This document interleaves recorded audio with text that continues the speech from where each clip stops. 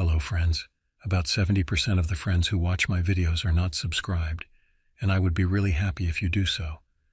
Also, don't forget to hit the like button and leave your comments. Your interaction makes the content reach everyone and contributes to the growth of the channel. Thank you all. The mountains have a way of calling to certain people. Not everyone hears it, but those who do can never ignore it. My name is Keenan Ashford, and I heard that call from the moment I first laid eyes on the rugged peaks of Shasta Trinity National Forest. Growing up in a small Oregon town where the biggest excitement was the annual Harvest Festival, I dreamed of something more, something wild and untamed.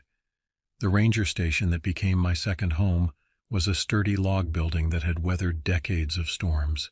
It sat nestled against the tree line, a sentinel watching over the wilderness.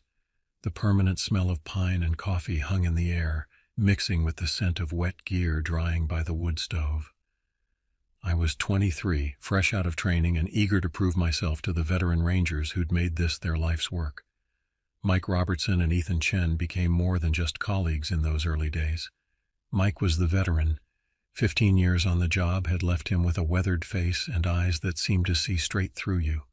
Every scar on his hands had a story, every gray hair earned in service to these mountains. Ethan was our technical expert, younger than Mike but with an almost supernatural ability to read weather patterns and predict the mountain's moods. Together we formed a tight unit, each complementing the other's strengths. The stories started during my first week. The old-timers would gather in the common room after their shifts, clutching cups of coffee or something stronger in worn hands. They'd talk about things they'd seen in the deep woods, their voices dropping to whispers as the tales grew stranger. They spoke of lights dancing through the fog when no aircraft were nearby, of sounds that couldn't come from any known animal, of hikers who vanished without a trace only to turn up miles away with no memory of what happened. I dismissed these stories at first, categorizing them with Bigfoot sightings and UFO reports. The forest was dangerous enough without adding supernatural elements to it. We dealt with real threats daily: hypothermia, falls, wildlife encounters, the unforgiving nature of the wilderness itself. These were the enemies I prepared to face, not shadowy creatures or unexplained phenomena. Clara Hobbs was different from our usual rescue cases. She wasn't some unprepared tourist who'd wandered off trail, or an overconfident amateur who'd overestimated their abilities. She was an experienced mountaineer with over 100 successful climbs under her belt. Her gear was top-notch, her route plans meticulously detailed, and her check-in schedule religiously maintained. Until suddenly it wasn't. When Clara missed her second check-in, something felt wrong. She was scheduled to summit Granite Peak, a challenging but straightforward climb she'd done several times before. The weather had been clear, the conditions ideal. Even Mike, usually the first to suggest rational explanations, seemed troubled by her silence. We mobilized at dawn, the morning air crisp enough to make our breath visible in the pale light. The gear we carried was familiar: ropes, first aid supplies, emergency rations. But something about this search felt different. The forest itself seemed quieter than usual, the normal morning chorus of birds conspicuously absent. Ethan took point, his eyes constantly scanning the ground for signs of passage. Mike brought up the rear, his experienced gaze watching our backs. The trail to Granite Peak started pleasantly enough, winding through old-growth forest where shafts of sunlight penetrated the canopy like golden spears. But as we climbed higher, the vegetation changed. The trees grew closer together, their branches intertwining overhead until only occasional glimpses of sky remained. By mid-afternoon, we'd reached the area where Clara should have made camp. The site was undisturbed, no tent marks, no fire pit, no sign she'd ever been there. We spread out to search the surrounding area, maintaining voice contact through periodic calls. The temperature began to drop as shadows lengthened across the mountainside. Making the decision to camp for the night wasn't easy. Protocol suggested we should return to base and resume at first light, but something in my gut told me we needed to stay. We set up a minimal camp, the three of us positioned in a triangle formation that would give us the best view of our surroundings. The night closed in like a living thing, bringing with it a silence so complete it made our ears ring. Even the normal nocturnal sounds, owls, small animals, the rustle of wind through leaves, were absent. It felt as if the forest was holding its breath, waiting for something. The first cry came just after midnight. At first it sounded almost human, a keening wail that could have been grief or pain or both. But there was something wrong about it, something that made the hair on the back of my neck stand up. It seemed to come from everywhere and nowhere at once, impossibly loud yet somehow distant. Ethan was the first to his feet, his headlamp cutting through the darkness. Mike already had his hand on his rifle, years of experience evident in his controlled movements. We moved toward the sound, our training overriding our instincts to run in the opposite direction. The clearing appeared suddenly, as if the forest had parted to reveal it. Moonlight filtered through breaks in the canopy, casting everything in an otherworldly silver glow. And there, in the center, was Clara. She knelt on the ground, her back to us, her shoulders shaking with what looked like sobs. The wrongness of the scene hit me immediately. Her clothes were pristine, no dirt, no tears, no signs of having spent days in the wilderness. Her hair was perfectly arranged, not a strand out of place, and when she turned at our approach, her face, the thing wearing Clara's face, smiled at us, but the expression was all wrong, like something that had learned about smiling from looking at pictures. Her eyes were too wide, too bright, reflecting our lights like an animal's. When she spoke, her voice was layered with other sounds, rustling leaves, breaking branches, distant screams. That's when we saw what was standing behind her. The creature emerged from the shadows like it was made of them, its form seeming to shift and change as it moved. It was tall, impossibly tall, with limbs that bent at unnatural angles. Its skin had a texture like bark, but seemed to ripple and flow like water. The head was elongated, almost deer-like, but where there should have been eyes, there were only deep dark pits that seemed to draw in light. Mike reacted first, his training kicking in as he raised his rifle, but the creature moved with impossible speed. One moment it was behind Clara, the next it was directly in front of us, its presence overwhelming. The smell hit us then, a mixture of rotting vegetation and something metallic, like old blood. "Don't move," Ethan whispered, his voice barely audible. "Just don't move." The creature's head tilted at an impossible angle, studying us with those bottomless pits that served as eyes. Clara, or whatever was wearing her form, began to change. Her features seemed to melt and reform, the perfect facade cracking to reveal something else underneath. Her movements became jerky, puppet-like, as if something else was pulling invisible strings. The attack came without warning. The creature lunged forward, its limbs elongating as it moved. I dove to the side, feeling the wind of its passage as massive claws sliced through the air where I had been standing. Mike opened fire, the sound deafening in the confined space of the clearing. The bullets seemed to pass through the creature, leaving ripples in its form like stones thrown into a pond. Ethan had pulled something from his pack, an old flare gun he always carried for emergencies. The red light burst across the clearing, illuminating the scene in crimson. For a split second I saw the creature's true form in that harsh light, and my mind recoiled from what it witnessed. No words could adequately describe what we saw. It was as if reality itself had torn open to reveal something that should not exist in our world. The creature reacted to the light with a shriek that made my ears bleed. It recoiled, its form becoming less solid, more like smoke in the wind. The thing that had been pretending to be Clara dissolved into a black ichor that seeped into the ground, leaving only her real body behind, unconscious but breathing. We didn't wait to see if the creature would return. I scooped up Clara while Mike provided cover. Ethan led the way, another flare ready in his hand. The journey back down the mountain was a nightmare of stumbling through darkness, every shadow seeming to move, every sound a potential threat. Dawn was breaking when we finally reached the ranger station. Clara was immediately transported to the hospital, where she would spend weeks recovering. She had no memory of what happened after her first day on the mountain, and perhaps that was a mercy. The official report listed her as being found hypothermic and dehydrated, with no mention of what we'd encountered. Mike, Ethan, and I never spoke publicly about what we'd seen, but we made changes to our procedures. No more solo searches after dark. Always carry flares. And most importantly, trust your instincts when they tell you something is wrong. Weeks later, when Clara was released from the hospital, she came to thank us. There was something different about her eyes now, a haunted look that I recognized from my own reflection. She didn't ask about what happened, and we didn't offer any explanations. Some truths are better left unspoken. I still work search and rescue in Shasta Trinity. The mountains haven't lost their beauty, but I see them differently now. I know that in the deep woods, in places where the shadows lie thick and the ancient trees stand watch, there are things that defy explanation.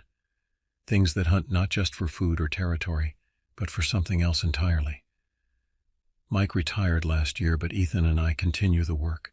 We've trained new team members, taught them the official procedures and the unofficial ones, the little superstitions and practices that might mean the difference between life and death in the deep woods.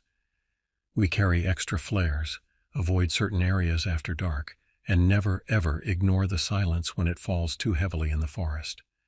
Sometimes, on particularly dark nights when the wind howls through the trees, I think I hear that otherworldly shriek again. On those nights I stay close to the ranger station's lights, checking and rechecking the locks, because I know now that the old stories weren't just stories. The wilderness holds secrets, ancient and terrible, and some of them are still hunting. The mountains still call to people, and we'll still be here to help those who get lost in their vastness. But now we know to listen more carefully to the forest's warnings, to pay attention when the birds go quiet and the shadows move against the wind. Because out there, in the deep dark of Shasta Trinity, something is waiting. Something that wears familiar faces and moves with impossible grace. Something that reminds us that we are not the apex predators we think we are. And every time I look up at Granite Peak, I say a silent prayer of thanks that we made it out that night. Because I know that somewhere in those ancient woods, that creature is still there, still hunting, still waiting for the next group of unwary visitors to wander too far from the marked trails and well-lit places.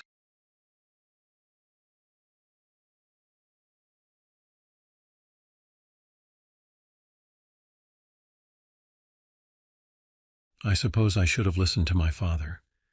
After 25 years on the Rainsford police force, he'd seen just about everything a small Wyoming town could throw at him. "Nothing ever happens here that can't be handled with a level head and a cup of coffee," he used to say. I believed him too, right up until yesterday morning when everything I thought I knew about our quiet little town changed forever. My name's Nolan Rutledge, and I've been with the Rainsford Police Department for 8 years now. Most days I handle the kind of problems you'd expect in a town of 3,000 people. Domestic disputes that dissolve into awkward apologies, teenagers racing their parents' trucks down Main Street, and the occasional drunk who mistakes someone else's porch for their own. The call came in at 6:43 a.m. Mary Lee, who's run the general store since before I was born, was practically hysterical on the phone. Something had broken into her shop overnight. Her voice shook as she described the damage, and Mary Lee isn't the type to rattle easily. I've seen her chase off would-be robbers with nothing but harsh words and a broom. When I pulled up to the store, the morning fog was still clinging to the ground, giving everything an otherworldly quality. Mary stood in the back lot, her arms wrapped tight around herself despite the summer heat. She'd aged 10 years overnight, her usually immaculate gray hair disheveled, her face drawn and pale. "Look at this, Nolan," she said, gesturing at what remained of her back door. "Just look at it." The door wasn't just broken, it was destroyed. Thick oak planks, each one solid enough to stop a charging bull, had been reduced to splinters. But it was the pattern of destruction that caught my attention. The wood hadn't been smashed in, like you'd expect from a bear. It had been systematically torn apart, the grain of the wood separated with almost surgical precision. Inside, the destruction continued, but again, something felt off. Most animal break-ins I dealt with were chaotic. Shelves knocked over randomly, products scattered everywhere. This was different. The path of destruction formed a straight line from the door to the meat freezer in the back, like whatever had done this knew exactly where it was going. The freezer door, 3 inches of reinforced steel, lay crumpled on the floor like a discarded piece of tin foil. Every package of meat was gone, not a single scrap left behind. Even stranger, nothing else had been touched. The candy bars, the beef jerky, all the other food items that would normally attract animals were untouched. That's when I noticed Rufus, Mary's old tomcat. What was left of him lay by the freezer, arranged in a way that made my stomach turn. His body had been opened with precise cuts, his organs laid out in a perfect circle around him. No animal I knew would do something like that. "I didn't hear a thing," Mary said, her voice barely a whisper. "Not a sound. And you know me, Nolan. I sleep light, always have." I nodded, remembering how she'd once called us about kids stealing her garden gnomes at 3 a.m. Nothing got past Mary Lee, or at least nothing used to. The tracks were what really got to me. They started at the freezer and led outside, clear as day in the soft earth. They looked almost human, but wrong, too large, too deep, with extra toes that splayed out at impossible angles. I'd grown up hunting these woods with my father. I knew every animal track native to Wyoming, and this wasn't any of them. I followed the tracks into the woods, my hand resting on my service weapon. The morning fog made everything look different, transforming familiar trees into looming shadows. The tracks led deeper into the old-growth forest, an area locals called the Dark Stretch. It had earned that name decades ago, though no one quite remembered why. Each step took me further from the comforting sounds of town. The normal forest noises, birds, squirrels, the rustle of leaves, had gone silent. The only sound was my own breathing and the soft crunch of leaves under my boots. The tracks led to a clearing I'd never seen before, despite having patrolled these woods for years. The sight that greeted me would haunt my dreams for years to come. Several deer carcasses were arranged in a perfect circle, their bodies mutilated in ways that defied natural predator behavior. Each had been dissected with precise cuts, organs removed and arranged in patterns that suggested purpose rather than predation. In the center lay Jesse Lee's body. Mary's nephew had been missing for 2 days, but nothing could have prepared me for this. His body showed the same methodical mutilation as the deer, but with an added element of study, like something had been trying to understand human anatomy through direct examination. The smell of blood and decay was overwhelming, but what struck me most was the deliberate nature of it all. This wasn't random animal violence. This was calculated, purposeful, scientific almost. That's when I heard it. A sound like wet leather stretching over bone. I turned slowly, my gun already drawn, and found myself facing something that shouldn't exist. The creature stood nearly 7 feet tall when upright, though its body seemed designed to move on all fours as well. Its skin was a mottled gray-black, pulling tight over an impossibly angular skeleton. But its face, that's what still wakes me up at night. A twisted approximation of human features, with too many teeth arranged in concentric circles within its expandable jaw. What happened next is still a blur. I fired my weapon, standard-issue Glock 22, hollow-point rounds. The shots hit center mass just like I'd been trained. The creature reacted to the impacts but didn't fall. Instead, it studied its wounds with what looked like curiosity. The fight that followed tested every survival instinct I possessed. The creature moved with impossible speed and strength. But there was intelligence behind its actions. It didn't just attack. It strategized, tried to flank me, used the terrain to its advantage. My knife seemed to hurt it more than the bullets had. Maybe it was the silver content in the blade. My father had insisted I carry his old Marine Corps combat knife, the one with the silver alloy edge he'd specially commissioned. At the time, I'd thought it was just one of his peculiarities. The creature died hard, thrashing and screeching in a way that made my ears ring. As it lay dying, its eyes locked onto mine with undeniable intelligence. It reached out with one clawed hand and drew something in the dirt, symbols I didn't recognize but clearly wasn't random. The government team that arrived wore unmarked black uniforms and carried equipment I'd never seen before. They knew exactly what they were looking at. That much was clear from their methodical approach to securing the scene. They asked specific questions about the creature's behavior, its movements, the symbols it had drawn. The lead agent, who never gave his name, showed me photographs of similar scenes from other towns, small places like Rainsford all across the country. Each case had the same elements: calculated destruction, precise mutilations, evidence of study rather than simple predation. They swore me to secrecy, of course, handed me a stack of non-disclosure agreements, and made thinly veiled threats about national security. But they also gave me a card with a number, just in case, they said, I ever saw signs of another one. The official story was that Jesse Lee had been killed by a bear. Mary's store damage was attributed to vandals. Life in Rainsford was expected to go back to normal, except it didn't, not really, not for those of us who knew. I started noticing things after that. Patterns in missing persons reports from neighboring counties, unusual animal migrations, periods of unnatural silence in the woods. The government team had hinted there were more creatures out there, hiding in the spaces between civilization and wilderness. These days I keep my father's silver-edged knife close at hand. I've had the range's security cameras upgraded and installed motion sensors around the perimeter of town. Some folks think I'm being paranoid. Maybe I am. But I've seen what's out there, what's been living alongside us all this time. Sometimes, late at night when I'm on patrol, I'll catch movement in my peripheral vision or hear something that sounds almost like words in the static of my radio. And I wonder, was that creature really the only one of its kind? Or was it just the first one we happened to catch? The town goes on, as small towns do. People talk less about what happened that summer, filing it away with all the other unexplained events in Rainsford's history. But those of us who know the truth, we watch the woods differently now. We pay attention to the silences, to the spaces between things. Because sometimes the monsters aren't hiding in the darkness. They're studying us from it, learning, adapting. And sooner or later, they'll make another mistake. When they do, I'll be ready. This time, I'll have more than just my father's knife and blind luck on my side.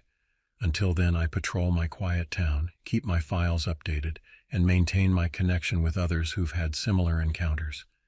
We're a small network, but growing. Each of us has our own story, our own scars, our own piece of a puzzle we're only beginning to understand. And every time I pass Mary's store on my nightly rounds, I pause to check the back door, reinforced steel now, with new locks and security cameras. Mary pretends not to notice, just like she pretends not to hear the things that sometimes move through her back lot at night. We all pretend, because that's easier than admitting what we know. That somewhere out there in the darkness between the trees, something is watching, learning, waiting, and next time, it might not make the same mistakes. The following months changed Rainsford in subtle but permanent ways. The town council installed additional lighting along the forest edge. The school board adjusted bus routes to avoid isolated areas. Hunting parties started going out in larger groups, armed with more than just their usual rifles. I began documenting everything: weather patterns, animal behavior, unexplained sounds. My office wall became a maze of maps and photographs, tracking similar incidents across the region. The government team's photos had shown me that Rainsford wasn't an isolated case, and I was determined to understand the pattern. Local hunters started bringing me their stories, tales of strange tracks, of game animals found arranged in unnatural poses, of nights when the forest went completely silent. Most had dismissed these incidents before, but now they saw them differently.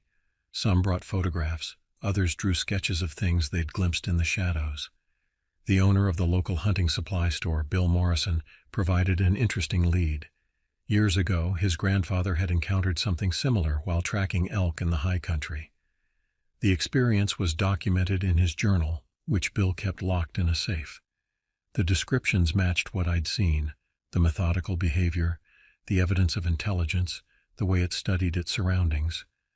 I began digging into historical records. The town library yielded newspaper articles dating back to the 1800s, describing periodic waves of livestock mutilations and unexplained disappearances. Each wave followed a pattern: 3 to 4 months of incidents, then nothing for years or decades. The Native American history of the region added another layer. Local tribes had stories of creatures they called the Watchers, beings that walked like men but weren't men, that learned from observing and took apart their prey to understand it better. They described them as ancient, patient, intelligent. Mary Lee's store became a hub for sharing information. People would gather there, ostensibly for coffee and gossip, but really to share their experiences. Mary had installed a remarkable security system, but she also kept a journal of unusual occurrences: strange sounds in the night, unexplained shadows, periods of unnatural silence. 6 months after the incident, I received a call from someone claiming to be a biologist studying unusual predator behavior. He spoke carefully, choosing his words with precision, and seemed to know details about the creature that I hadn't included in my official report. We met at a diner just outside of town. Dr. Wilson, as he called himself, shared theories about what these creatures might be. He believed they were an ancient species, one that had evolved alongside humans but remained hidden, adapting and learning from us. Their intelligence, he suggested, might rival our own, but it was fundamentally different, alien in its thought processes and goals. The winter brought new challenges. Heavy snow pushed wildlife closer to town, and with it came signs that something else was watching. Tracks appeared overnight, similar to what I'd seen before but smaller, suggesting younger creatures. The implications were troubling. I established contact with other law enforcement officers who'd had similar encounters. We created a secure network, sharing information and patterns. Each incident added to our understanding.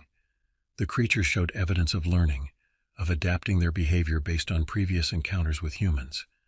The government team maintained sporadic contact, though they revealed little.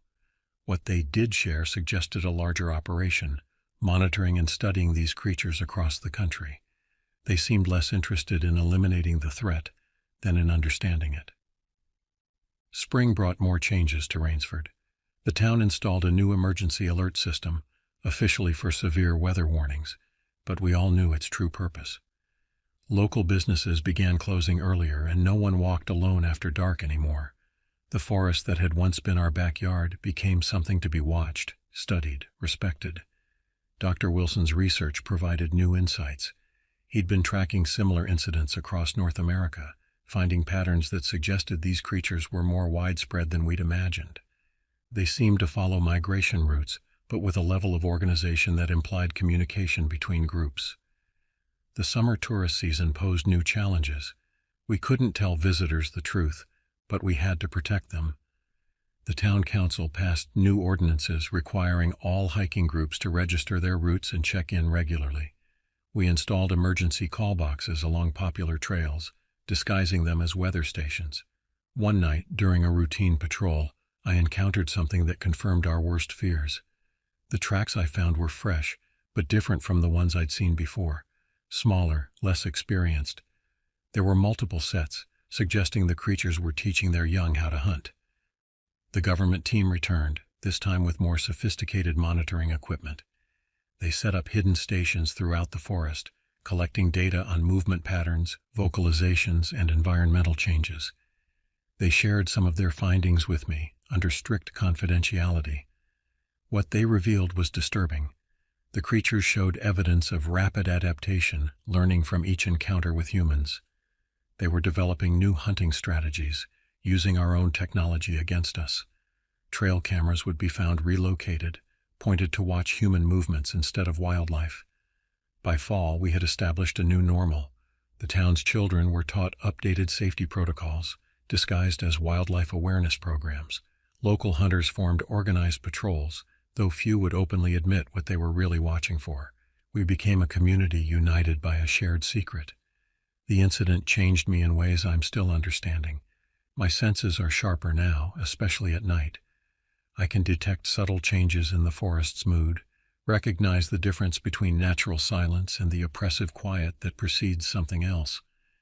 My father's old knife is always with me, along with other precautions I've learned to take. Dr. Wilson's latest research suggests these creatures have been adapting to human civilization for centuries, perhaps millennia. They're not just surviving alongside us, they're studying us, learning our weaknesses, our patterns, our technology. Each encounter teaches them more about how we think and operate. Last week I found another set of tracks behind the school. They led nowhere, as if the creature had simply appeared and disappeared. But I knew better. It was sending a message. They could reach us anywhere, anytime. We're not the only ones watching anymore. The town has grown stronger through this ordeal. Neighbors look out for each other in ways they never did before. We've learned to read the signs. When the birds go quiet, when the air feels too still, when the shadows move in ways they shouldn't. We've adapted, just as they have. I still patrol every night, checking the boundaries between our world and theirs. Sometimes I catch glimpses of movement in the darkness, too deliberate to be natural wildlife. The creatures are still out there, watching, learning, waiting, But now we're watching too. The government team believes there are more encounters happening across the country, most going unreported or misidentified. They've given me access to a secure database where I can log observations and compare notes with others who've had similar experiences. The pattern is growing clearer. These creatures are becoming bolder, more sophisticated in their interactions with human civilization. Yesterday I found something new, a series of marks carved into a tree near the town's edge. They resembled the symbols the dying creature had drawn, but more complex, more deliberate. Dr. Wilson thinks they're trying to communicate, though whether it's with us or with others of their kind, we don't know. Rainsford will never be the same quiet town it was before. We've lost our innocence about what really lives in the darkness beyond our lights. But we've gained something too, a deeper understanding of our place in the world, and the knowledge that we're not alone in our evolution. I keep my father's silver knife sharp, my eyes alert, and my mind open to possibilities I once would have dismissed. Because in this new reality we inhabit, the line between predator and prey, between observer and observed, has become increasingly blurred. The forest holds its secrets closer now, and we hold ours. Each night brings new challenges, new signs to interpret, new adaptations to consider. And somewhere out there, in the spaces between what we know and what we fear, they're watching, learning, evolving. This is our life now in Rainsford, a careful balance between awareness and action, between the comfort of routine and the knowledge that something extraordinary and dangerous shares our world. We endure, we adapt, we survive. Because that's what humans do, even when faced with the realization that we're not the only ones who've learned to think, to plan, to hunt.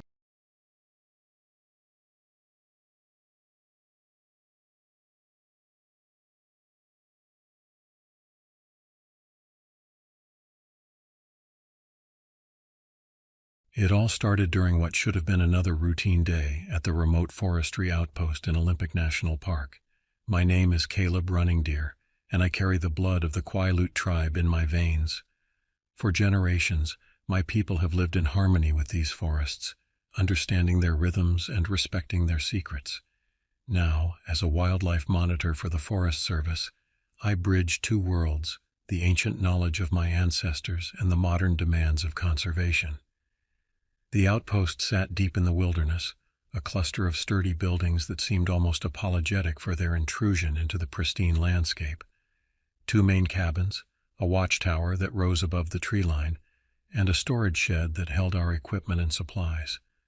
My partner, Roy Atkinson, was a 20-year veteran of the Forest Service who'd seen everything from devastating wildfires to aggressive bears. Or at least that's what we thought until that day.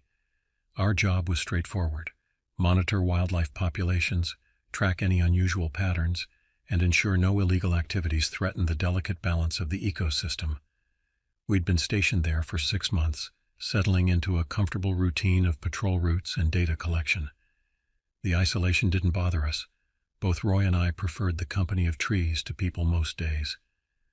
That morning started with subtle warnings that I should have heeded. The forest felt different, its usual vibrant energy replaced by an unsettling stillness. My grandfather used to say that when the forest goes quiet, it's either hiding from something or preparing for something. The birds had stopped their morning chorus, and even the wind seemed reluctant to rustle the leaves. From my position in the watchtower, I had a clear view of our surroundings.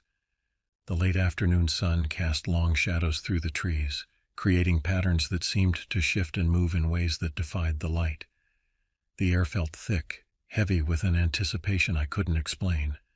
Roy was below, performing routine maintenance on our weather monitoring equipment. I watched him work, his movements efficient and practiced, when something at the edge of the tree line caught my attention. At first I thought it was a shadow, or maybe one of the Roosevelt elk that frequented the area, but this was different. The way it moved spoke of intelligence and purpose. "Roy," I called down, trying to keep my voice steady. "We've got company." The shape moved with deliberate purpose, each step calculated and silent despite its massive size. Roy climbed up to the watchtower, his face growing pale as he spotted what I was watching. The creature stood nearly 8 feet tall, its body a contradiction of natural design, too large to move so quietly, too muscular to remain so graceful.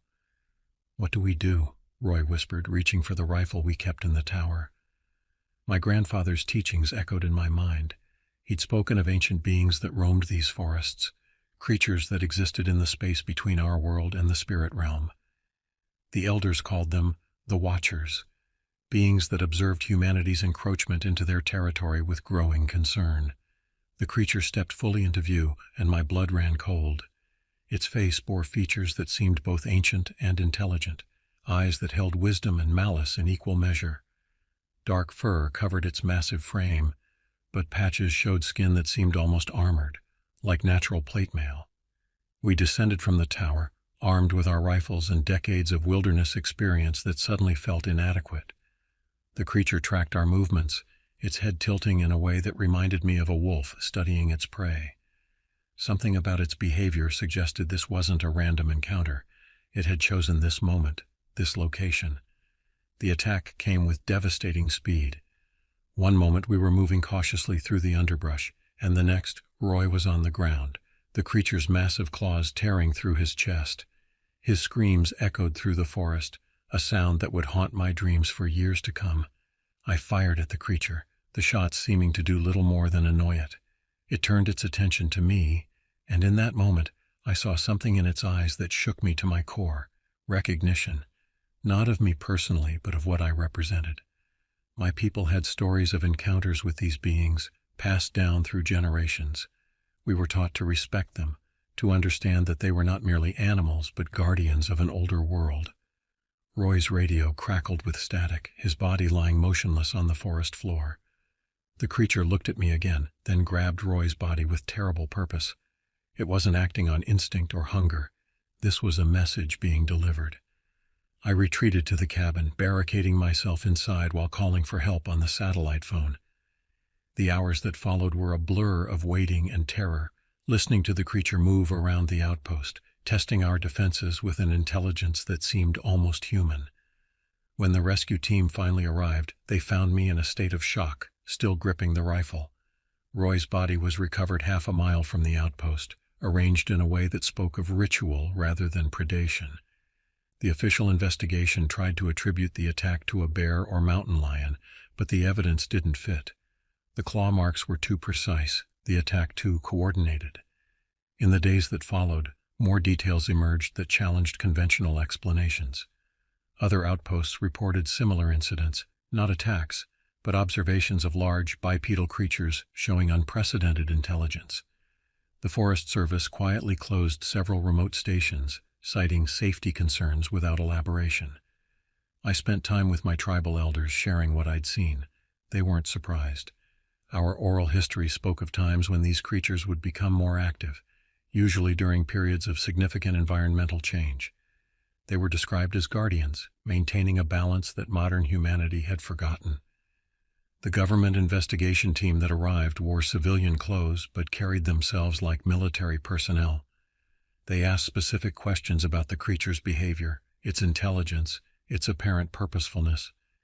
They showed me photographs of similar incidents from other national parks, incidents that never made the news. Dr. Benjamin, their lead researcher, shared theories about these creatures being an ancient species that had evolved alongside humans but remained hidden.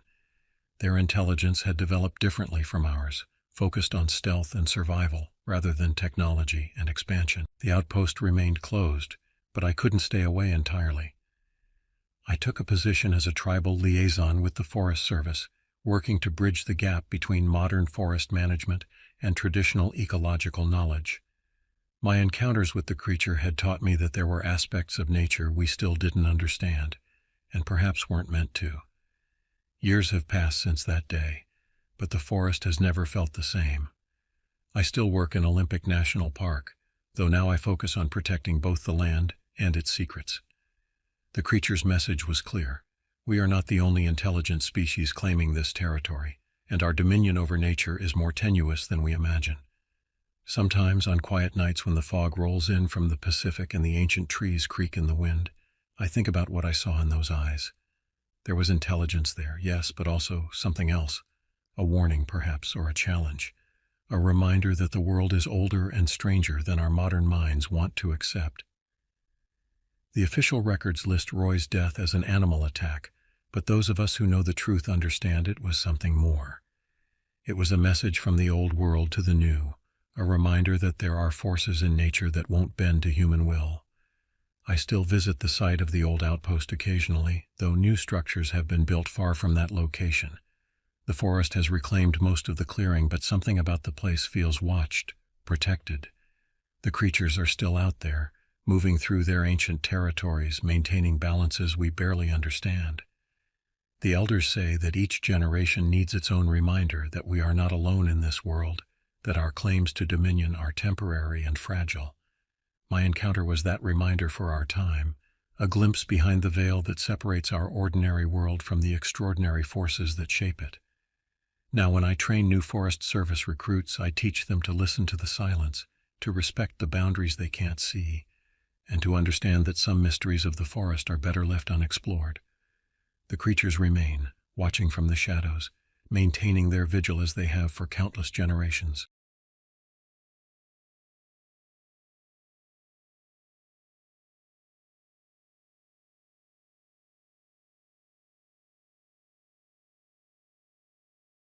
It started as a simple idea, a weekend hiking trip in the Kentucky wilderness.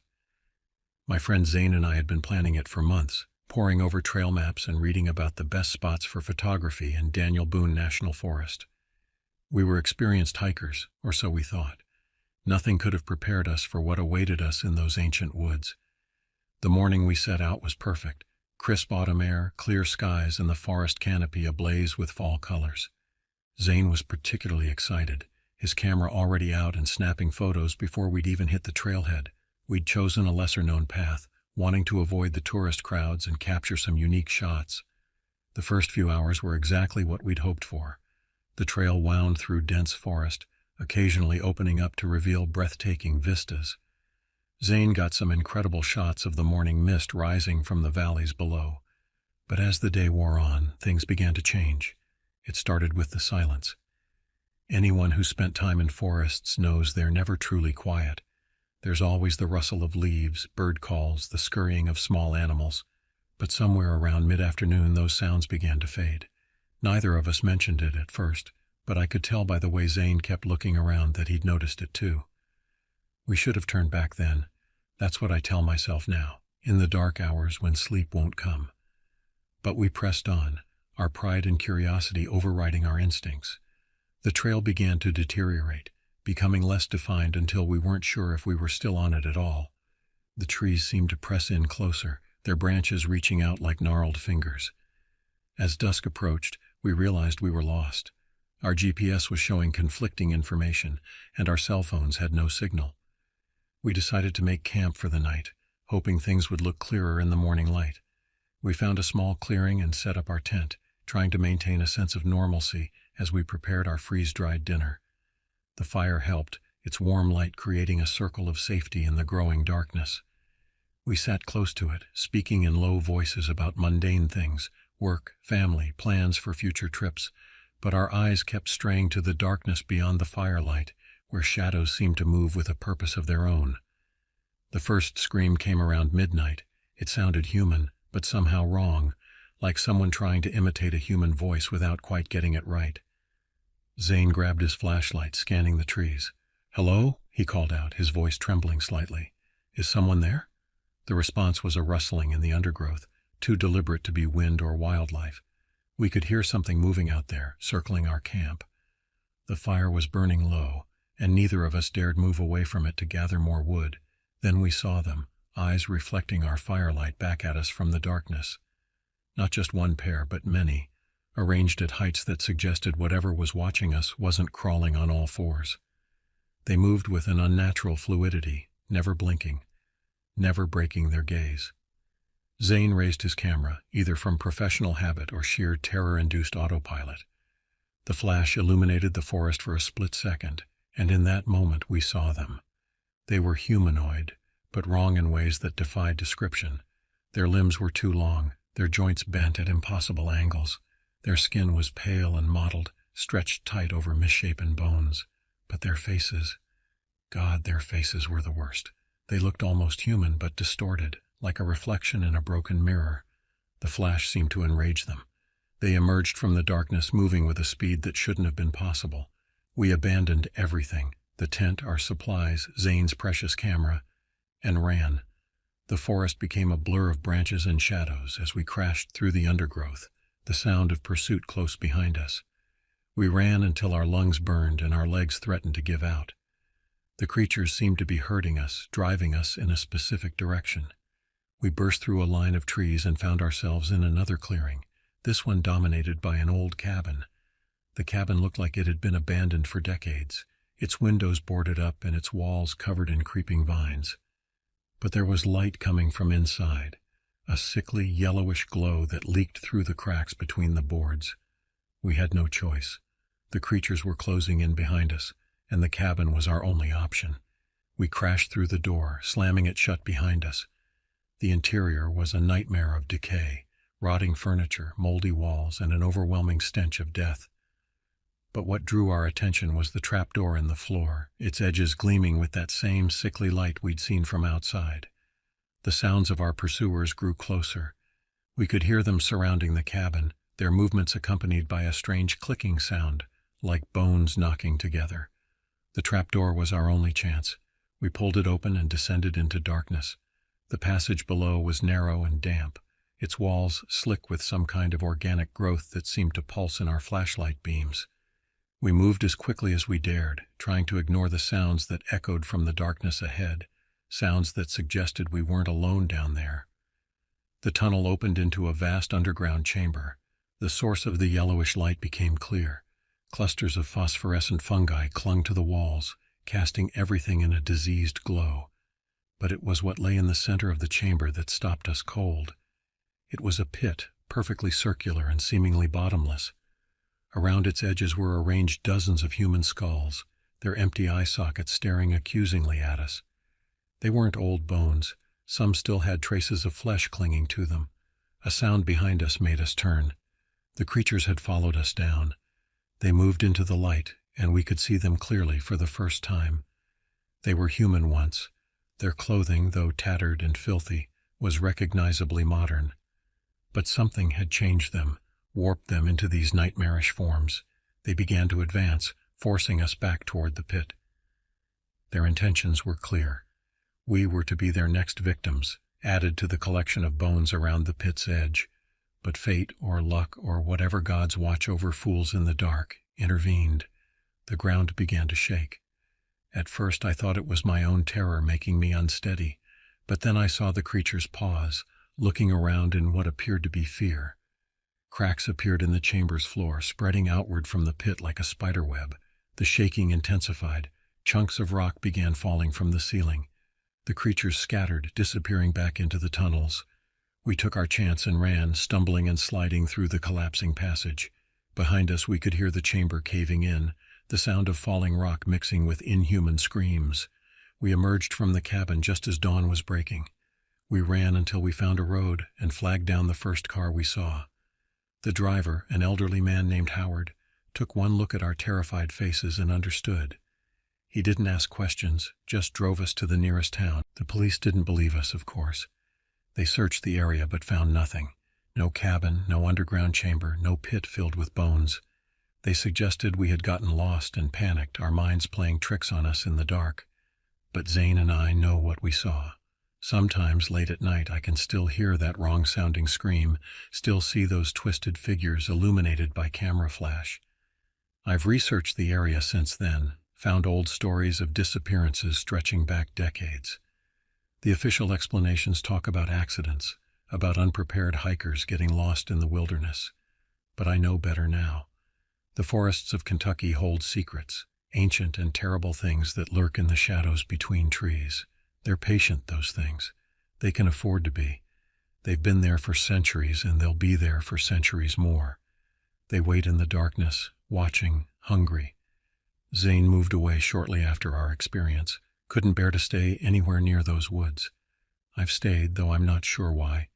Maybe to warn others, maybe because running wouldn't help. There are dark places everywhere, after all. I still hike, but never alone, and never off the marked trails. Sometimes when I'm on a path near where it all happened, I think I catch glimpses of pale shapes moving through the trees, or hear that distinctive clicking sound in the distance. When that happens, I turn around and head back to civilization as quickly as I can, because I know what's out there now. I know what happens to people who stray too far from the path, who venture too deep into the dark places of the world. And I know that somewhere in those woods, in the shadows between the trees, they're still waiting, still watching, still hungry. The weeks following our escape were worse than the experience itself. Every noise made me jump. Every shadow held potential horrors. Sleep became impossible without medication. When I did manage to drift off, my dreams were filled with those twisted figures and the sound of bones clicking in the darkness. Zane wasn't doing any better. He'd lost weight, his eyes constantly darting around as if expecting something to emerge from the corners. One night he called me at 3 a.m., his voice trembling. "They followed us," he whispered. "I saw one of them outside my window." I drove to his place immediately. The streets were empty, the darkness seeming to press in against my car's headlights. When I arrived, I found him huddled in his bathroom, clutching a kitchen knife. His apartment was a mess, furniture overturned, windows locked and covered with blankets. "Look," he said, showing me his phone. The screen displayed a photo, badly blurred but recognizable enough to make my blood run cold. A pale figure stood among the trees behind his apartment building, its limbs bent at impossible angles. The timestamp showed it was taken just hours ago. We spent the rest of the night in my car, driving aimlessly through well-lit streets. Neither of us wanted to be in an enclosed space. As dawn approached, Zane spoke up. "We need to go back," he said. I stared at him, thinking he'd lost his mind. "Not to find them," he clarified, "but to understand. There must be records, history, something to explain what they are." Despite every instinct screaming against it, I knew he was right. We started researching the area's history. The local library had archives going back decades. We found reports of disappearances dating to the early 1900s. Every few years, hikers or campers would vanish without trace. The official reports blamed accidents or animal attacks, but reading between the lines, a pattern emerged. Most disappearances occurred in the same general area where we'd encountered the creatures. Old newspaper articles described searches finding abandoned camps with signs of violence, but no bodies. One article from 1932 caught our attention. A search party had found a journal belonging to a missing hiker. The quoted passages described seeing people who moved wrong and hearing screams that sounded almost human. But it was an old map that really chilled us. It showed mining operations in the area during the 1800s. The mines had been abandoned after a series of accidents and cave-ins. The location matched where we'd found the cabin in the underground chamber. We made contact with a former rescue worker who'd been involved in several searches in the area. He agreed to meet us at a diner just outside town. The man, who introduced himself only as Murray, was in his 70s but still sharp. He listened to our story without interruption, his weathered face growing increasingly grave. "You're not the first to tell me something like this," he said finally. "Back in '85 we found a guy wandering on the highway. He was bloody, half mad with terror, kept talking about people living in the old mines, people who weren't quite right. We thought he was delirious, but—" He paused, glancing around the diner. "Some of us started noticing things during searches, traces that didn't make sense, signs of habitation where there shouldn't be any." Murray leaned forward, his voice dropping. "There was one search, must have been 89 or 90. We found a cave entrance. Wasn't on any of our maps. Inside—" He shuddered. "Inside we found evidence that something had been living there. There were bones, lots of them, and other things I can't explain." He pulled out an old photograph, creased and yellowed. It showed a cave wall covered in crude drawings. They depicted elongated human figures surrounding stick figures that appeared to be falling into a circular void. "The official report said it was probably old Native American art," Murray said. "But those drawings looked fresh, and that cave, when we tried to go back the next day, we couldn't find it, like it had never existed." As we left the diner, Murray grabbed my arm. "Whatever you do," he said, "don't go looking for proof. Some of the guys from that search party tried. 3 of them disappeared. The 4th, He shook his head. The fourth came back different, wrong somehow. He quit the service and moved away, but before he left he told me something. He said they're getting bolder, moving closer to populated areas, spreading. That night, driving home, I noticed something that made my heart stop. There were claw marks on my car's roof, fresh ones, the metal still shining where the paint had been scraped away. I remembered parking under a tree near the diner, its branches stretching over my car. They'd been watching us. Even now, they were following us, learning our habits, our vulnerabilities. The thought of those things adapting, evolving, becoming more adept at hunting us, it keeps me awake at night. Zane moved across the country a week later. Last I heard, he'd given up photography entirely. Sometimes he sends me texts, usually late at night. They're always variations of the same message. Are you sure we got away? I'm not sure. Not anymore. I've started noticing things, scratching sounds in my walls at night, footprints in my yard that don't match any known animal. My security cameras occasionally glitch, showing split-second images of elongated shadows moving past my windows. Yesterday I found something on my doorstep, a small pile of bones carefully arranged in a circle. Animal bones, I told myself, probably left by a coyote or a fox. But I know better. They're sending a message. They want me to know that they remember me, that they're patient, that they can wait. I'm writing this as a record, a warning perhaps. I've included everything I've learned, the locations, the patterns, the signs to watch for. If you're reading this and you recognize anything I've described, don't try to investigate. Don't try to prove anything, just run. Run as far and as fast as you can. Because they're out there, in the spaces between civilization and wilderness. They're growing stronger, more numerous, and they're hungry, always hungry. The sun is setting now, casting long shadows across my yard. I've started hearing that familiar clicking sound again, coming from somewhere in the darkness. I think tonight I'll drive into the city, spend the night in a well-lit hotel. But part of me knows it won't matter, because once they find you, they never really let you go. And sooner or later they'll come to collect what they consider theirs. I can hear them now moving outside my windows. The clicking is getting closer. I should run, but where can I go? How long can anyone run from something that has all the time in the world to hunt? The power just went out. My phone's battery is almost dead, and there's something scratching at my door. The scratching at my door grew louder. I grabbed my car keys and phone, heading for the garage through the basement. The darkness seemed alive, pulsing with malevolent energy. As I reached the basement stairs, I heard the front door splinter. They were inside. The clicking sound echoed through my house, accompanied by the soft thud of footsteps. I moved as quietly as possible, but my breathing sounded thunderous in my ears. I reached my car and slipped inside, hands trembling as I inserted the key. Through the rearview mirror I saw them, 3 figures, their elongated limbs and twisted bodies silhouetted in the garage doorway. I turned the key and the engine roared to life. The figures moved with impossible speed, but I was already backing out, tires screeching on the concrete. I drove blindly, no destination in mind. The highway stretched before me, empty and dark. My phone rang, Zane's number. I answered on speaker. "They're here," his voice cracked with terror. "In Rhode Island. They followed me. They're everywhere." "Stay where you are," I said. "I'm coming to get you." "No, listen," he said urgently. "I found something. In the old records. These things, they're spreading like a disease. The caves, the mines, they're all connected underground. They're using the old tunnel systems to move, to hunt, and they're getting closer to cities." A truck passed me, its headlights illuminating my car's interior. In that brief flash of light, I saw something in my back seat, a pale, elongated hand reaching forward. I swerved violently, nearly hitting the guardrail. When I looked again, the back seat was empty. "Zane," I gasped, "we need to tell everyone. We need to—" The line went dead. I drove through the night, pushing my car to its limits. The roads became increasingly familiar. I was heading back toward the forest, toward where it all began.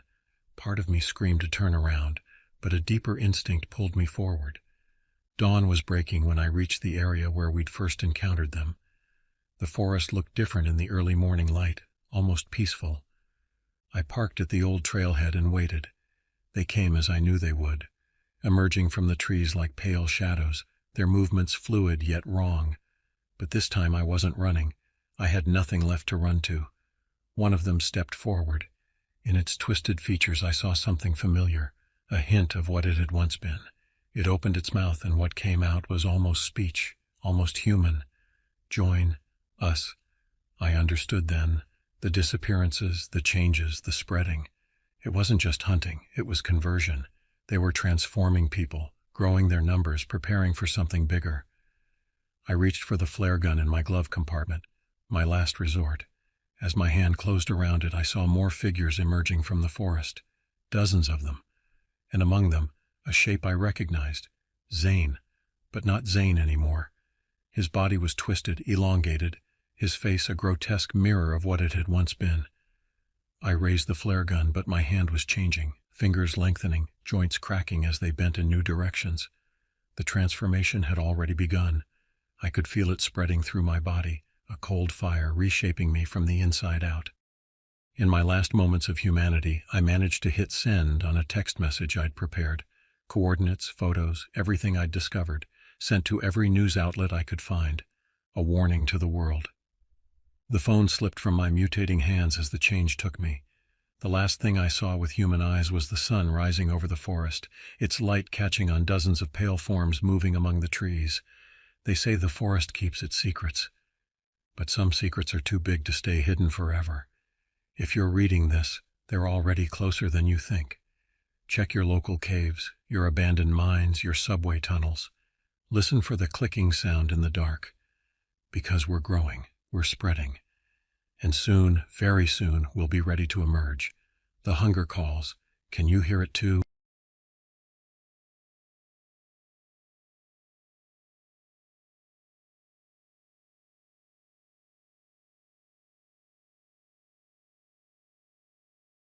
The morning sun cast long shadows across the New Mexico desert as I checked my gear one final time. 5 years as a ranger in the Cibola National Forest had taught me to always be prepared, but nothing could have readied me for what I would encounter that day. I'm William Reed, though most folks around here just call me Will. At 35, I'd seen my share of strange things in these remote stretches of wilderness. Military service and years of outdoor experience had given me a steady hand and a cool head. But there's a difference between being prepared and being ready for what lurks in the deepest shadows of these canyons. The morning started routine enough. I'd gotten an early start, hoping to check some of the more remote trails before the heat became unbearable. The desert has its own rhythm, a quiet pulse that you learn to read after spending enough time out here. But something felt off that morning. The usual chorus of birds was absent, replaced by an unnatural stillness that made the hair on my neck stand up. I tried to shake off the feeling as I navigated my patrol vehicle along the narrow dirt roads that wound through the territory. The radio crackled occasionally with routine updates from other rangers, but otherwise the morning passed in eerie silence. Around mid-morning I received a call that would change everything. A group of hikers had reported strange sounds coming from Hollow Canyon, one of the most remote and treacherous areas in my sector. They described it as a mix between a human scream and something animal, but couldn't be more specific. They'd wisely decided to turn back rather than investigate. I knew Hollow Canyon well, or at least I thought I did.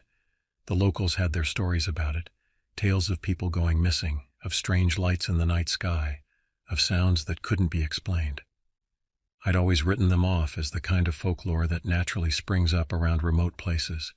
But as I guided my vehicle toward the canyon's edge, those old stories started to feel less like fiction and more like warnings. The canyon stretched before me like an open wound in the earth, its red rock walls dropping away into shadow. I parked at the designated overlook and gathered my gear: radio, first aid kit, water, rope, and my standard issue sidearm. I'd never had to use the weapon before, but something told me to double-check it was loaded. The descent into the canyon was steep but manageable.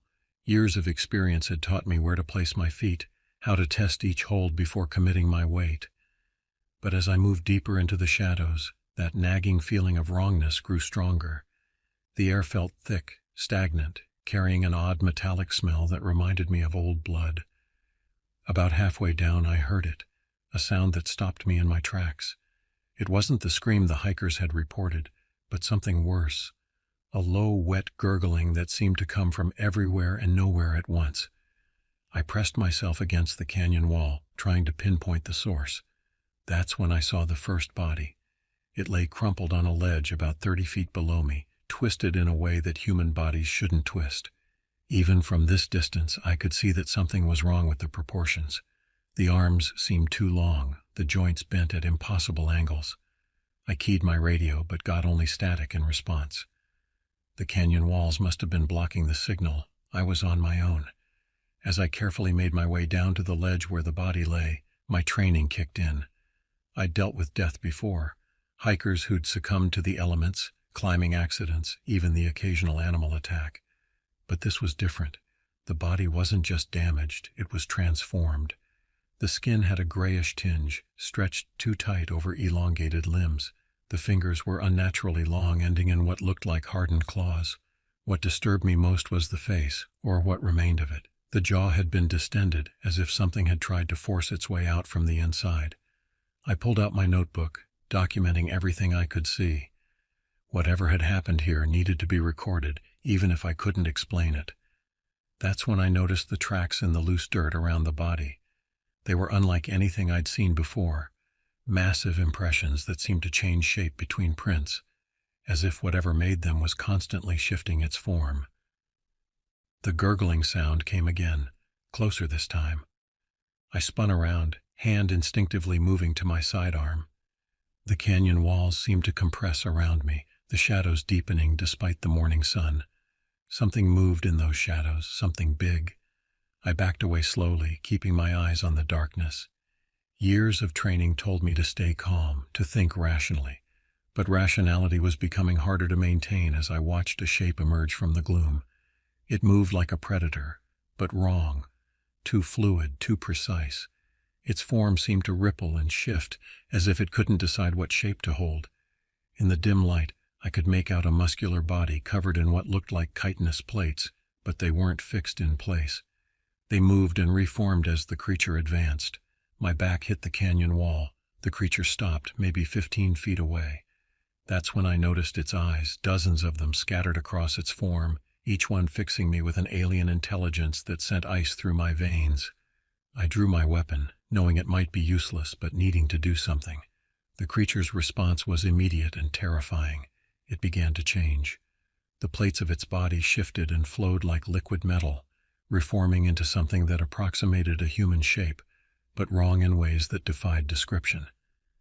It spoke, not with words but with a series of clicks and whistles that somehow formed patterns in my mind. Images flashed through my consciousness. Vast underground chambers, beings of impossible geometry, a history that predated humanity by eons. I fired. The sound of the shot echoed off the canyon walls like thunder.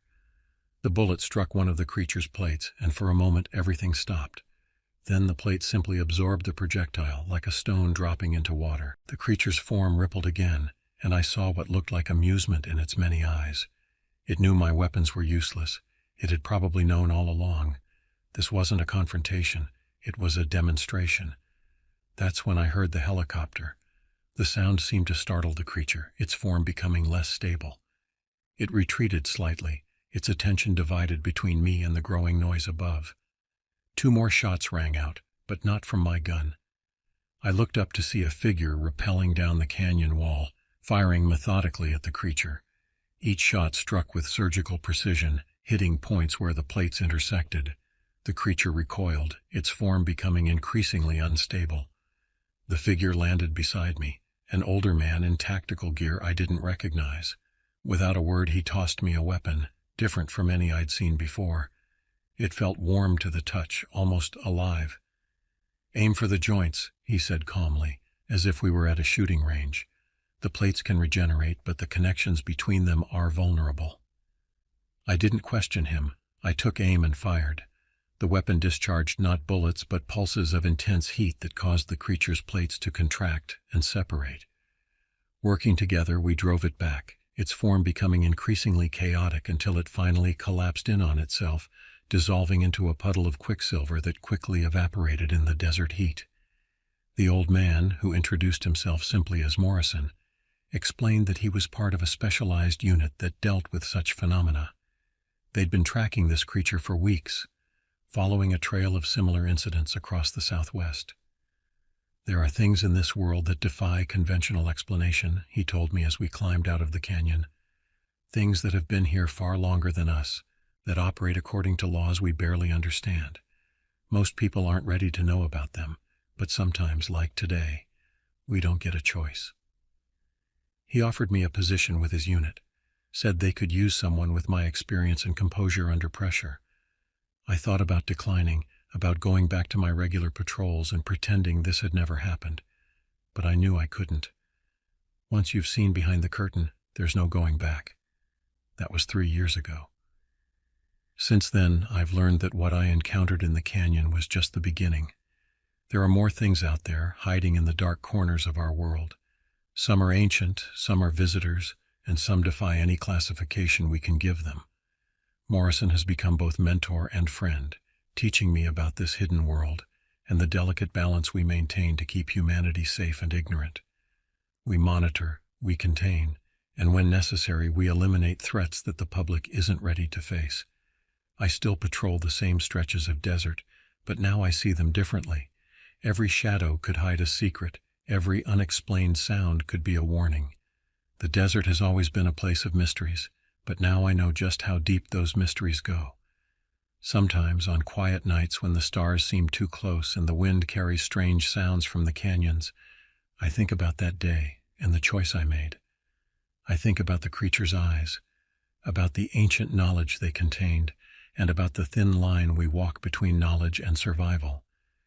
The desert keeps its secrets, and now I'm one of them.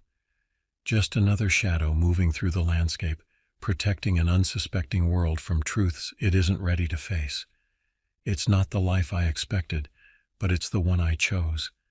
And out here, under these vast skies, I know I made the right decision, because something is stirring in the deep places of the world. Something old is waking up. And when it does, someone needs to be ready. That someone is me.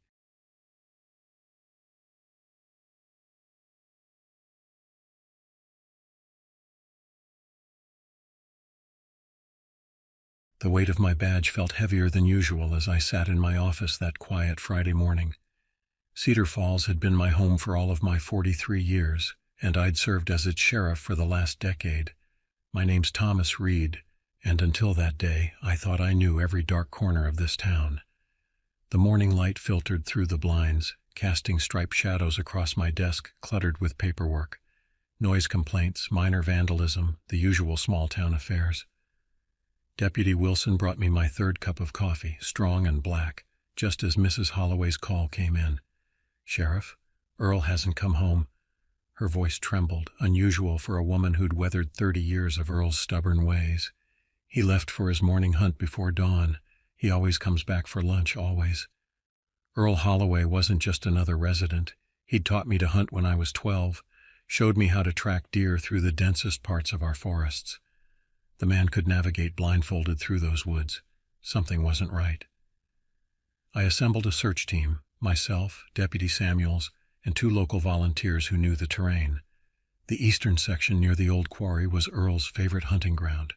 The place had history, dark stories that the old-timers whispered about over their beers at Malone's bar. The air felt wrong as we started our search. Too still, too quiet. No birdsong, no rustling in the underbrush. Nature herself seemed to be holding her breath. We found Earl's truck first, parked in his usual spot off the logging road. Everything was in order. Thermos half full of now cold coffee, sandwich wrapped in wax paper, his lucky compass on the dashboard. The ground told a different story. Boot prints led into the woods, normal at first, then erratic, as if Earl had started running. We followed the trail until we found his rifle, abandoned in a small clearing. The ground around it was torn up, leaves scattered in a chaotic pattern that spoke of violence. The weeks that followed Earl's death changed our town in ways I never thought possible. People started locking their doors at night, something that had been rare in Cedar Falls. Parents kept their children inside after dark. The woods that had once been our playground became a source of whispered fears. Dr. Bishop's autopsy report raised more questions than answers. The wounds on Earl's body showed signs of both animal and human characteristics, but matched no known predator. More disturbing were the strange marks found carved into his bones, intricate patterns that looked almost deliberate. "Look at this, Tom," Bishop said one night, showing me photographs under his microscope. "These markings, they're too precise to be random. Whatever did this wasn't just killing for food." I spent hours in the station's records room digging through old files, found reports dating back to the 1800s, similar disappearances, all near the quarry, all following the same pattern. Every 30 years like clockwork. How had no one noticed this before? The federal agents arrived on a Tuesday, 3 of them, led by a woman who introduced herself as Agent Morrison. They took over the basement of our station, set up equipment I'd never seen before, said they were from a special division dealing with unusual wildlife incidents. But I caught them speaking in low voices about things that had nothing to do with wildlife. One night I overheard Morrison on the phone. The patterns match those found in New Mexico. Yes, same signatures. No, containment isn't possible at this point. Too many witnesses. The disappearances continued. 3 hikers vanished near Rush Creek. We found their camping gear scattered across half an acre, the same strange markings carved into the trees around their campsite. The air smelled wrong, like ozone and decay. Local wildlife started behaving strangely. Deer moved in perfect unison, as if choreographed. Birds flew in impossible patterns. My dog, Buck, who'd never shown fear of anything, refused to leave the house after sunset. I started having dreams, if you could call them that. Visions of vast underground chambers beneath the quarry, of things moving in the darkness. The dreams felt real, too real. I'd wake up with dirt under my fingernails, though I hadn't left my bed. Then came the incident at Malone's bar. It was a quiet Sunday night when old Jim burst in, soaked to the bone despite the clear weather. He was rambling about lights in the quarry, about something speaking to him without words. We thought he was drunk until he started convulsing. His eyes rolled back and he spoke in a voice that wasn't his own, reciting coordinates in a language none of us recognized. Agent Morrison's team was there within minutes, though I hadn't called them. They took Jim away in a black van, said he was being transferred to a specialized facility. We never saw him again.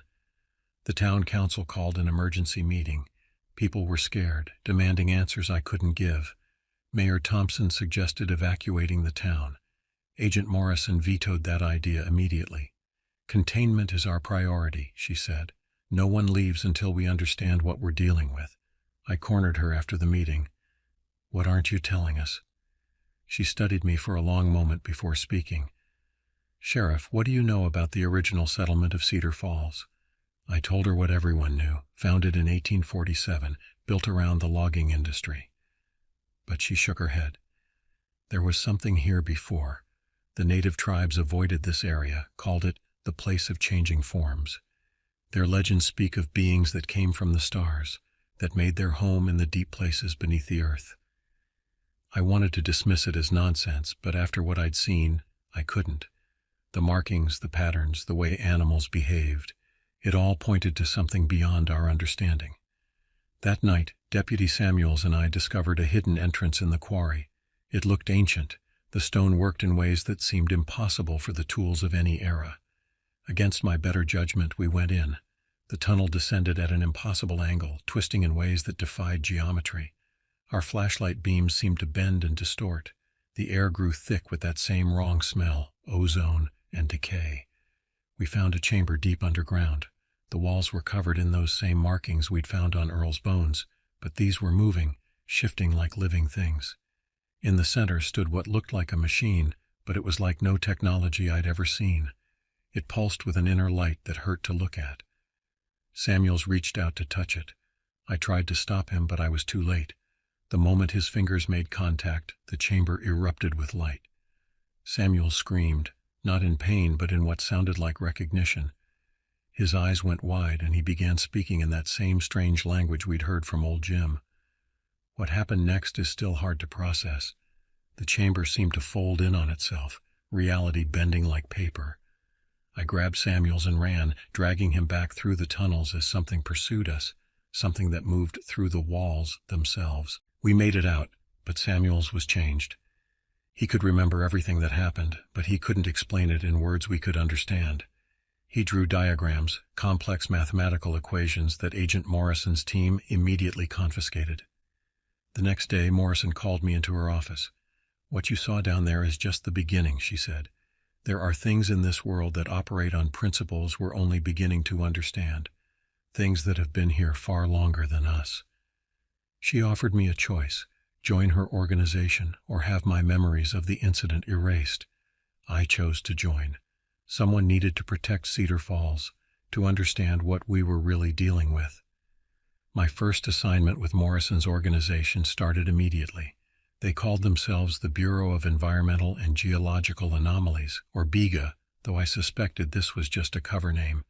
Their real purpose went far beyond studying unusual phenomena.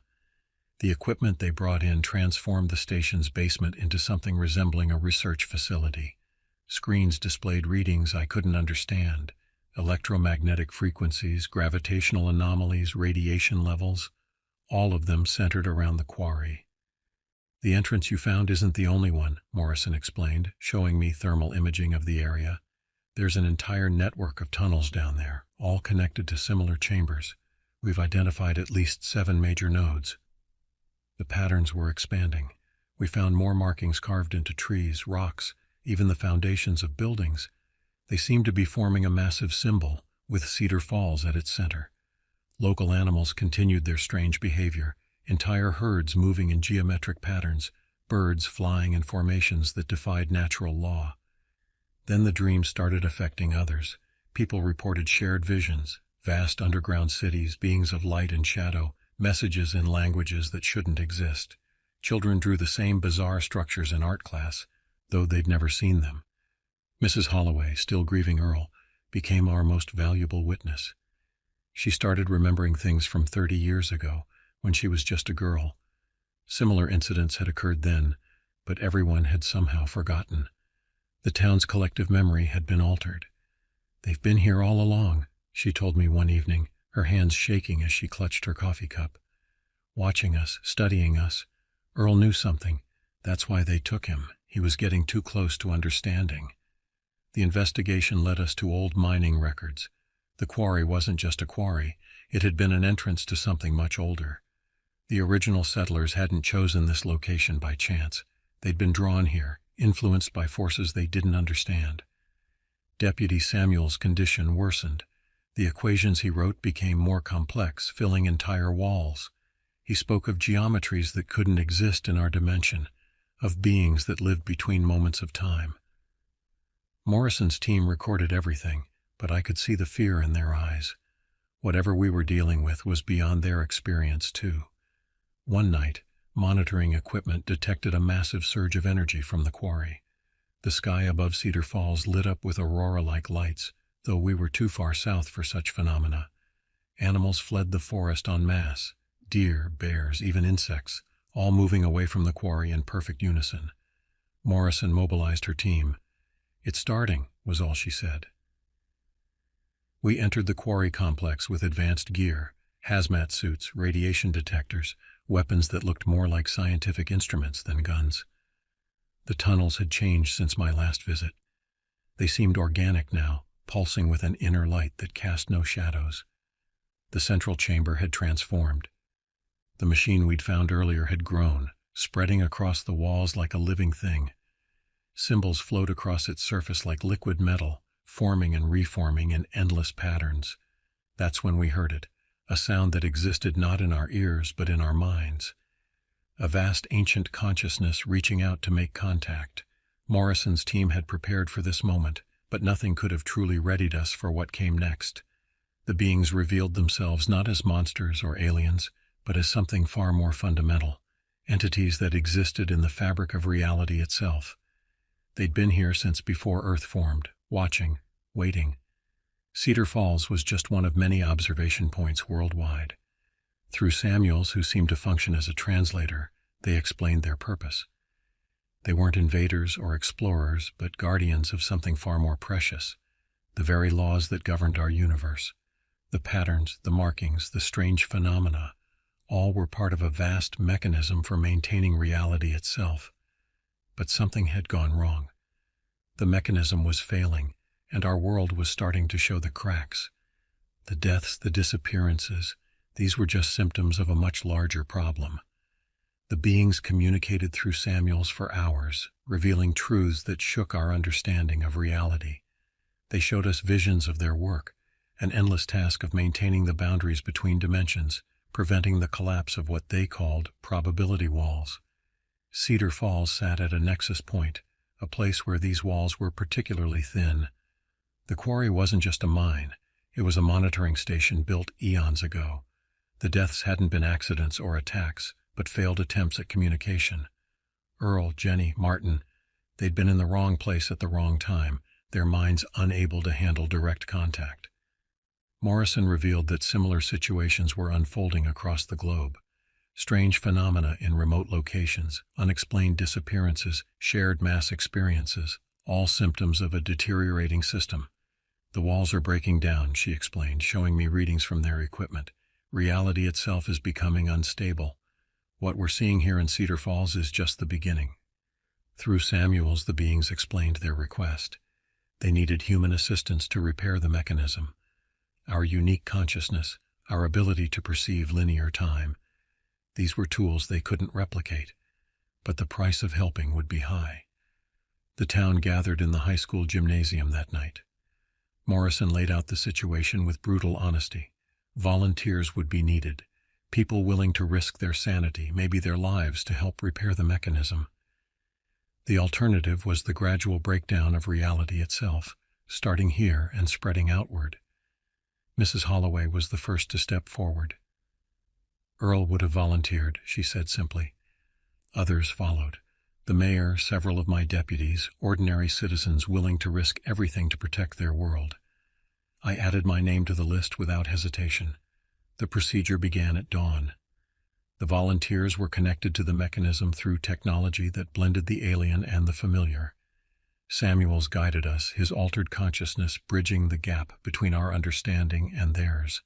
What followed defies description in human terms. We experienced existence on levels we were never meant to comprehend. I saw the universe as they saw it, a vast, intricate machine of interconnected probabilities. Time became meaningless, space bent and folded around us. Not everyone survived the experience. Mayor Thompson's mind couldn't handle the strain. He exists now in a state between consciousness and catatonia, cared for in a special facility. Others emerged, changed, able to perceive things beyond normal human awareness. The repair took what felt like centuries and mere seconds simultaneously. When it was done, reality stabilized. The beings withdrew, their work complete, but their presence remains. The quarry is sealed now, monitored by Bega agents who understand its true importance. Cedar Falls has changed. Those who participated in the repair carry the weight of what we experienced. We see the world differently now, notice the subtle ways reality bends and flows. The townspeople who weren't directly involved sense it too. There's a reverence now for the mysteries that lurk beneath everyday life. Morrison's team maintains a permanent presence here, disguised as a geological research station.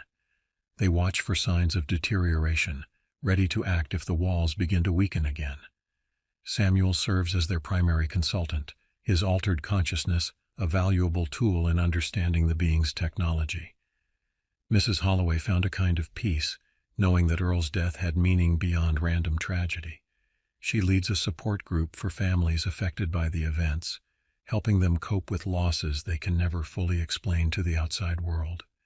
As for me, I still serve as sheriff. The badge feels different now. I'm not just protecting people from ordinary dangers, but from truths they aren't ready to face. Some nights I walk to the quarry's edge and look out over Cedar Falls. I see the subtle patterns in the stars, the geometric perfection in the way shadows fall, and I understand that our world is both more terrifying and more wonderful than we ever imagined. The beings left us with a warning. This repair was temporary. In time, the walls will begin to weaken again. When that happens, they'll need us, not just Cedar Falls, but all of humanity, to be ready. We're part of something larger now, guardians of a reality we barely understand. Sometimes on quiet nights I hear something in the wind that sounds like distant machinery. I know now that it's the sound of the universe's gears turning, of probability walls flexing and holding. It's the sound of reality itself, maintained by forces beyond our comprehension, protected by sacrifices most will never know about. And if you're ever driving through Cedar Falls and you notice something odd about the way shadows move, or how the birds fly in perfect formation, or how the quarry seems to hum with its own inner life, just keep driving. Some truths are better left undisturbed, some questions better left unasked. But know this, there are people here watching, protecting, maintaining the thin wall between what you think is real and what actually exists. We stand guard not just over a town, but over reality itself, and we'll be ready when the walls begin to weaken again.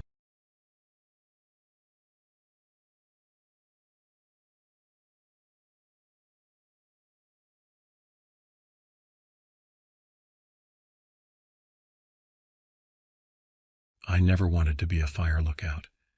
The isolation, the endless nights scanning the dark forest, it wasn't my idea of a career. But after my brother Will disappeared 2 years ago, something changed in me. The forest called to me not with comfort but with questions that needed answers. My name is Robert Hayes, and this is my story of what happened in the Black Hills National Forest, a tale I still struggle to believe despite having lived through every moment of it. The lookout tower became my second home, a steel and wood fortress rising above the ancient pines. During the day, I'd watch hawks circle beneath clouds that seemed close enough to touch. But at night, everything changed. The forest became a different entity altogether, alive with shadows and sounds that defied explanation. I kept a detailed journal of everything I observed, particularly the strange occurrences that seemed to increase with each passing month. October 15th, unusual animal behavior. Deer moving in coordinated groups, all facing the same direction, not normal herd behavior. October 18th, found strange tracks near the eastern ridge, too large for bear, pattern unlike anything in our wildlife guides. October 23rd, 3 hikers reported hearing screams near Bear Creek. Search revealed nothing, but found torn backpack with claw marks unlike any local predator. The other rangers thought I was becoming obsessed, and maybe I was. Will's disappearance had left too many unanswered questions.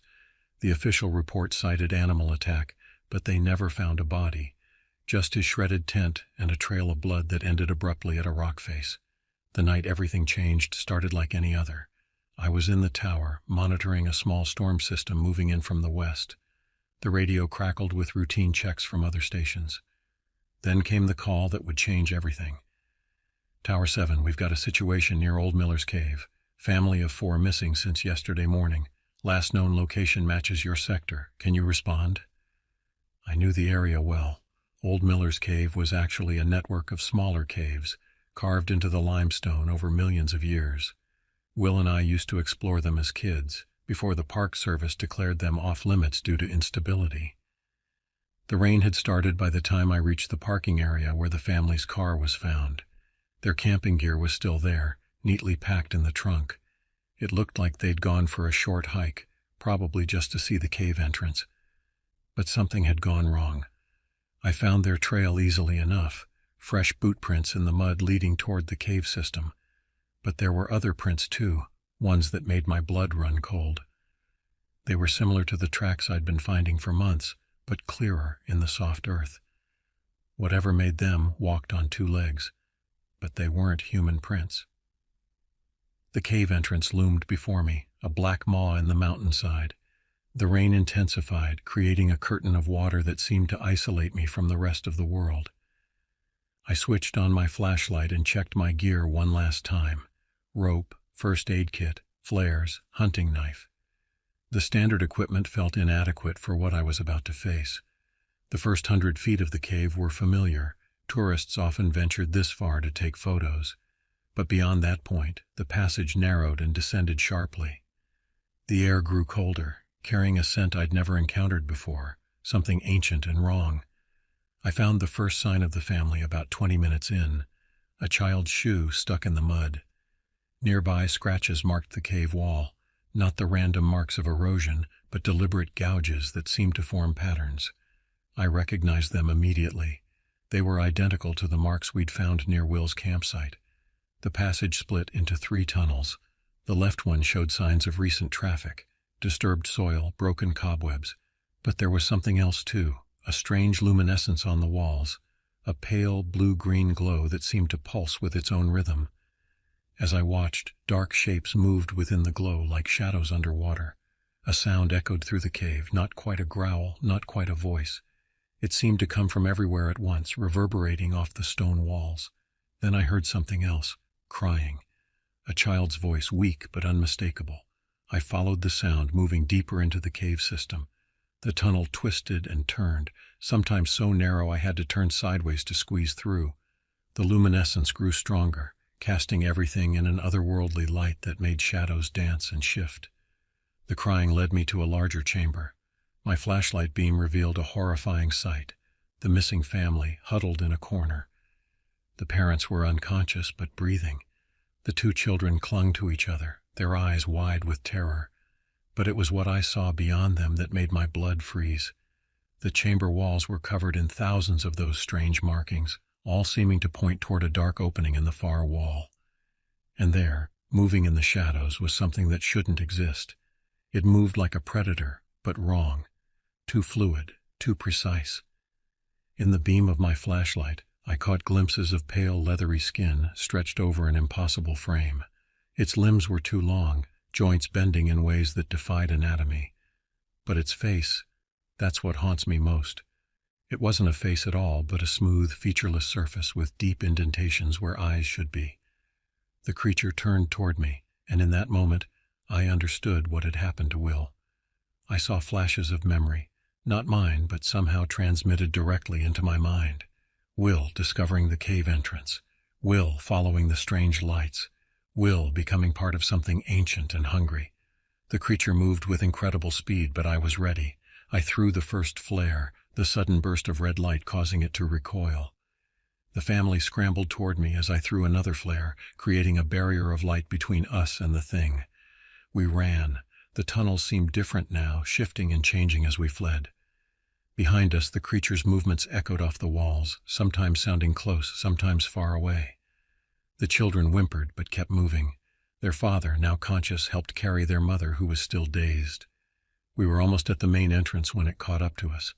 I felt it before I saw it, a cold pressure in my mind, images flooding my consciousness. I saw its true nature then, not just a predator, but a collector of experiences, of memories, of lives. It had been in these caves for centuries, watching, waiting, feeding not just on flesh, but on the essence of its victims. The fight was brief but brutal. The creature was incredibly strong, but also vulnerable to light.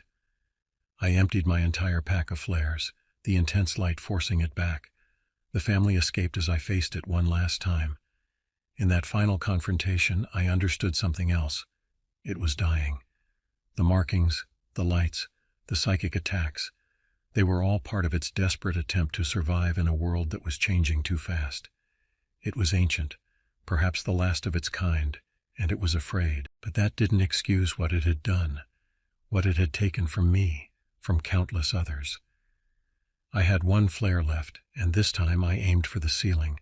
The cave was unstable. The Park Service had been right about that. The explosion brought down tons of rock, sealing the creature in its tomb. I made it out just as the last rocks fell. The family was safe, though traumatized. When the rescue teams arrived, we told them it was a cave-in, nothing more. Who would believe the truth? The official report cited structural collapse as the cause of the cave's destruction. The missing persons cases, including Will's, were quietly closed.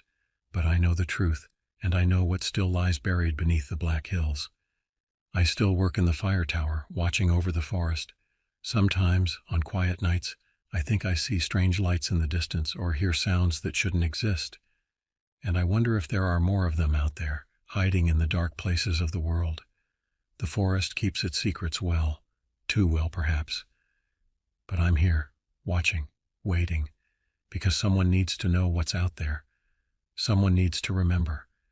And sometimes, when the wind blows just right, I swear I can hear Will's voice in the darkness, warning me to keep watching, always watching.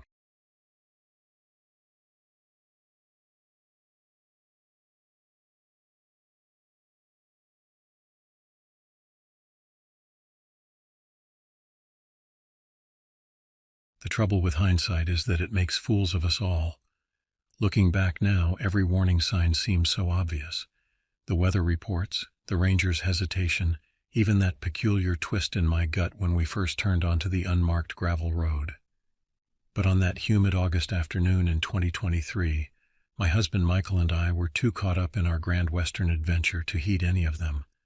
I was 32 then, Michael 34, and we'd been married just under 2 years. Like many East Coast transplants, we'd moved to Phoenix for my job in tech, and the Arizona wilderness still held that mystical allure of the unknown. This camping trip was meant to be our big initiation into Western outdoor life. Our chance to prove we weren't just city slickers playing at being adventurers. The campsite I'd chosen was deep in the Tonto National Forest, perched on what the online reviews called Eagle's Rest Overlook. It was a primitive spot, no facilities, requiring a 20-mile drive down increasingly rough Forest Service roads. The photos showed sweeping views across the Mogollon Rim, with pine forests stretching endlessly toward the horizon. What they didn't show was how isolated it would feel when things went wrong. We stopped at the ranger station on our way in, a small wooden building that had seen better days. The ranger, a weathered woman in her 50s, frowned at our destination. Eagle's Rest? She tapped her pen against the desk. There's a storm system moving in tonight. Might want to consider one of our developed campgrounds instead. But I'd spent weeks planning this trip, researching the perfect spot, and I wasn't about to let a little weather derail us. We've got good gear, I assured her. Rainproof tent, emergency supplies, we'll be fine. She shrugged, but her eyes held something I'd later recognize as concern. Your call. Just stay away from the cliff edge if the storm hits. Ground gets unstable up there when it's wet. We signed the registration book. I noticed only 6 other names entered for that area and headed out. The gravel road grew progressively worse as we climbed, our SUV bouncing over ruts and washboards. Michael gripped the steering wheel tighter with each mile. Some road, he muttered, swerving around a basketball-sized rock. You sure about this place? I checked my phone. No signal, as expected. It'll be worth it for the view. Besides, how bad can a summer storm be? The answer to that question would come sooner than we expected, and it would be far worse than either of us imagined. But for now, we were still in that blissful state of ignorance that precedes all true horror stories. We were still convinced that the worst thing we'd face would be a wet tent and some muddy clothes. We reached the camping area around 4 p.m. The overlook lived up to its name, a flat stretch of pine-studded earth that ended abruptly in a cliff face dropping several hundred feet to the valley below. The view was breathtaking, all right, but there was something unsettling about how the ground just disappeared into empty air. 3 other vehicles were parked in the clearing, a mud-splattered pickup truck and 2 SUVs clustered around a pair of tents. As we pulled in, 4 men emerged from around a portable camping table. They looked to be in their mid-20s, the kind of local outdoorsmen who probably knew these mountains like their own backyards. The tallest one, wearing a Phoenix Suns cap, raised his hand in greeting. You folks here for the night? Michael nodded, already pulling our tent from the trunk. That's the plan, unless this storm we keep hearing about is really going to be something. The men exchanged glances. Nah, Suns cap said, but something in his tone didn't match his casual words. These summer storms, they make a lot of noise, but it's mostly just show. We've camped here dozens of times. While Michael chatted with them, I surveyed our potential campsite options. That's when I spotted the other campers. 2 women setting up a tent about 100 yards away near the tree line. One was walking a large German shepherd that watched us with alert interest. Following proper camping etiquette, we chose a spot that gave everyone decent privacy while staying within shouting distance. As we worked on the tent, I couldn't shake the feeling that something was off about the 4 men. They were too quiet for a group their size, and they kept looking toward the cliff edge, then at their phones, then at each other. Did those guys seem weird to you? I asked Michael as we hammered in the last tent stake. He shrugged, but I could tell he'd noticed it too. Maybe they're just worried about the weather. The sky was already darkening, not just with approaching night, but with clouds that seemed to be building up from all directions. The wind had picked up too, making the pine branches creak and sway above us. We decided to skip the sunset photos I'd planned and instead secure everything for the coming storm. That's when we heard it. The first distant rumble of thunder, rolling across the mountains like a warning drum. The German shepherd started barking, sharp and insistent, until one of the women called it inside their tent. Looking back, I realized that was the moment when we should have left.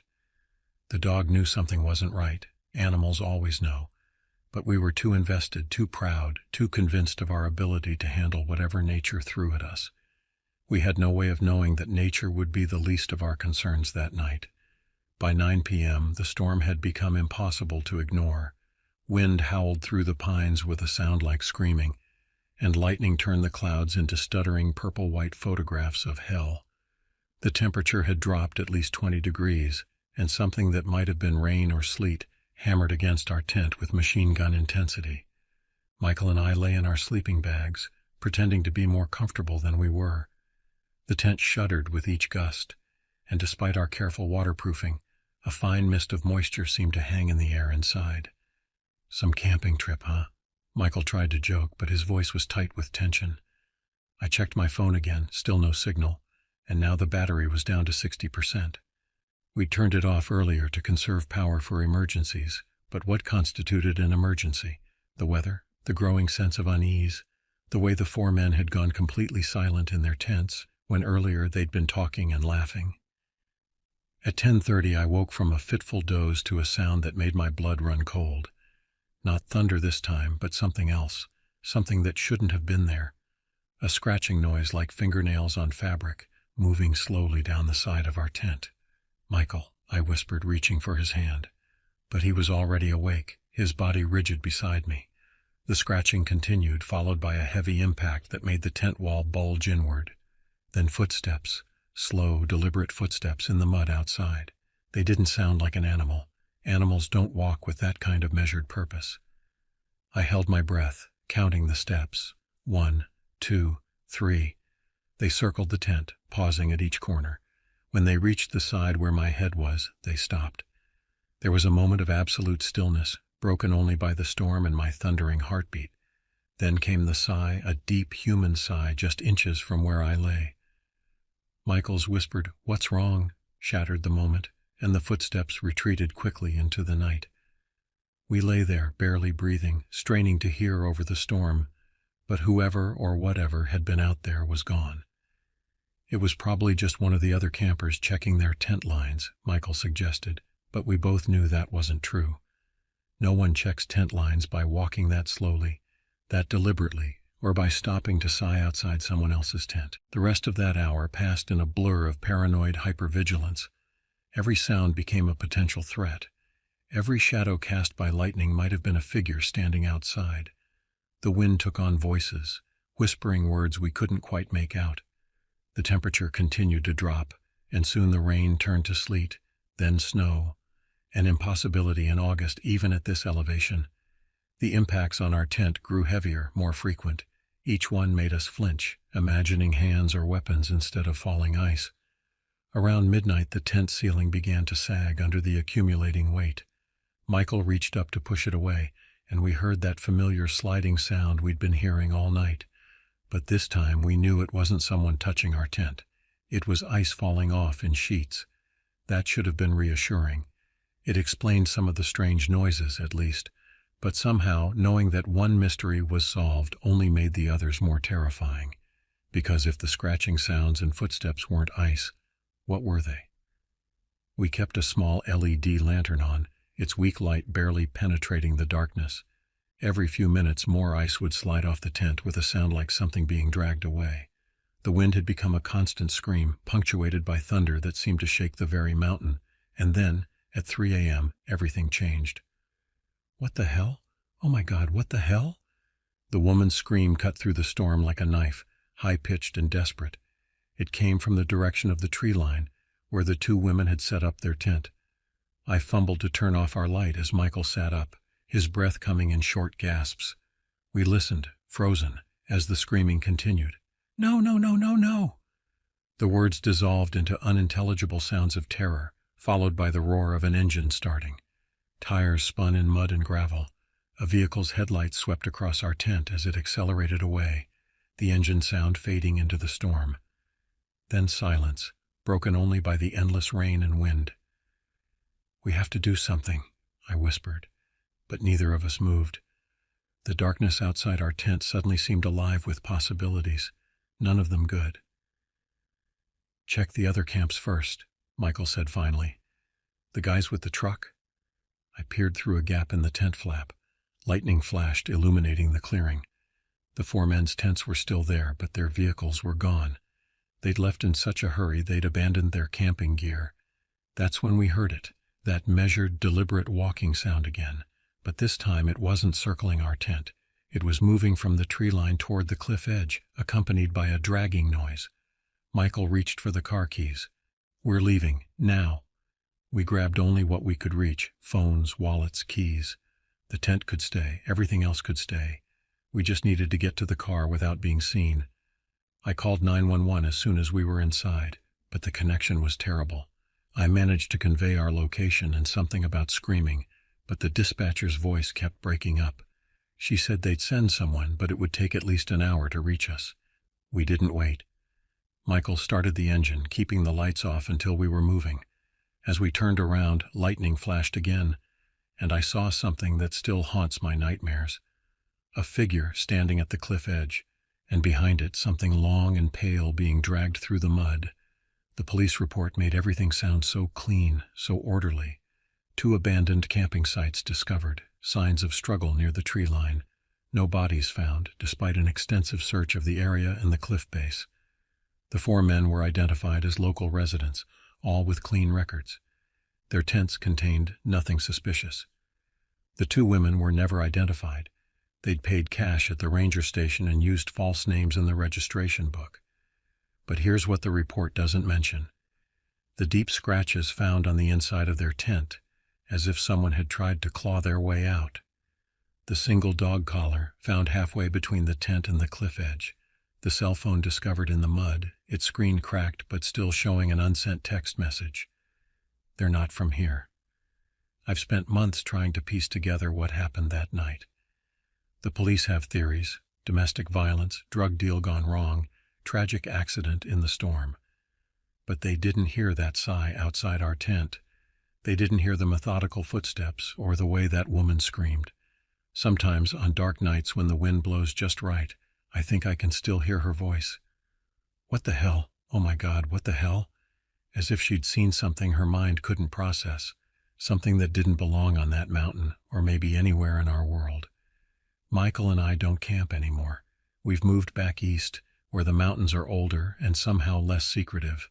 But I still check the Arizona news regularly, searching for any mention of Eagle's Rest Overlook. Last week I found something. The Forest Service has quietly closed that section of the mountain. The official reason is erosion control, but I know better. Because the article mentioned one detail that sent ice through my veins. In the past year, 3 more campers have vanished from that area, all during storms, all at night.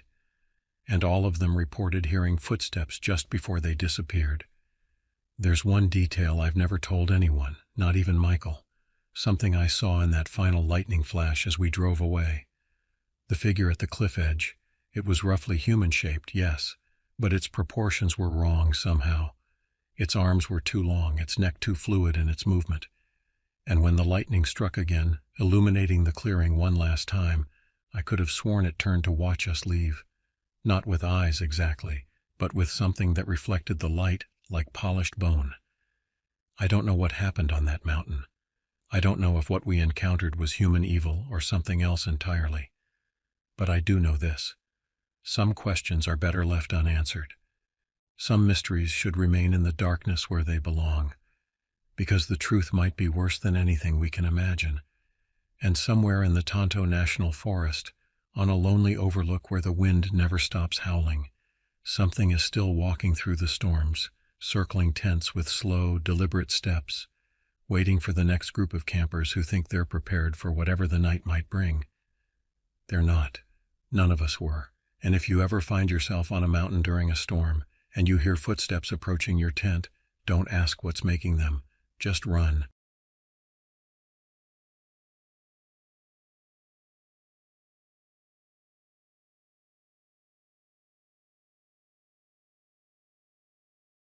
To understand my story, you need to know something about trespassing laws in our country. We don't really have any, as long as you're respectful and non-destructive. You can walk over any hills you like, and in my case, camp on any beach of your choosing. The only rule is that when you leave, the area should be exactly as you found it. This freedom to roam has been part of our culture for generations, though sometimes I wonder if it makes us too trusting. I used to love camping when I was little. Our family would go multiple times a year, joining a large group of my parents' friends and their kids. On average, there were maybe 10 of us at a time, which presented quite a logistical challenge since we always headed out to this one really remote beach on the coast. A 3-mile stretch of pristine sand, backed by towering cliffs that glowed orange at sunset. We weren't the only ones who knew about this spot. There were always yachts bobbing just off the shore, their lights twinkling in the darkness, and other campers dotting the beach with their colorful tents.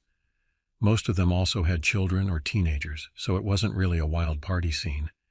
It was very much an informal family holiday spot, the kind of place where kids would form instant friendships over sand castles, and adults would share coffee and stories around morning campfires.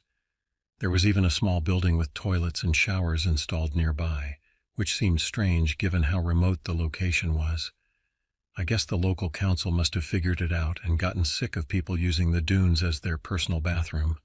The facility wasn't much, just a concrete block with basic amenities, but it was better than nothing. We took a trip up in spring 2011. I'm usually terrible with dates, but this one stands out because I had gotten my dog in winter 2010.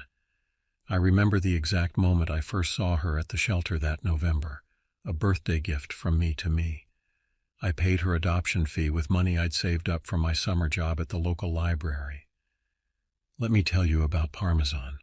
She came to me as a 6-month-old puppy who had been rescued from a dog-fighting situation. The shelter workers told me she had never been used in fights.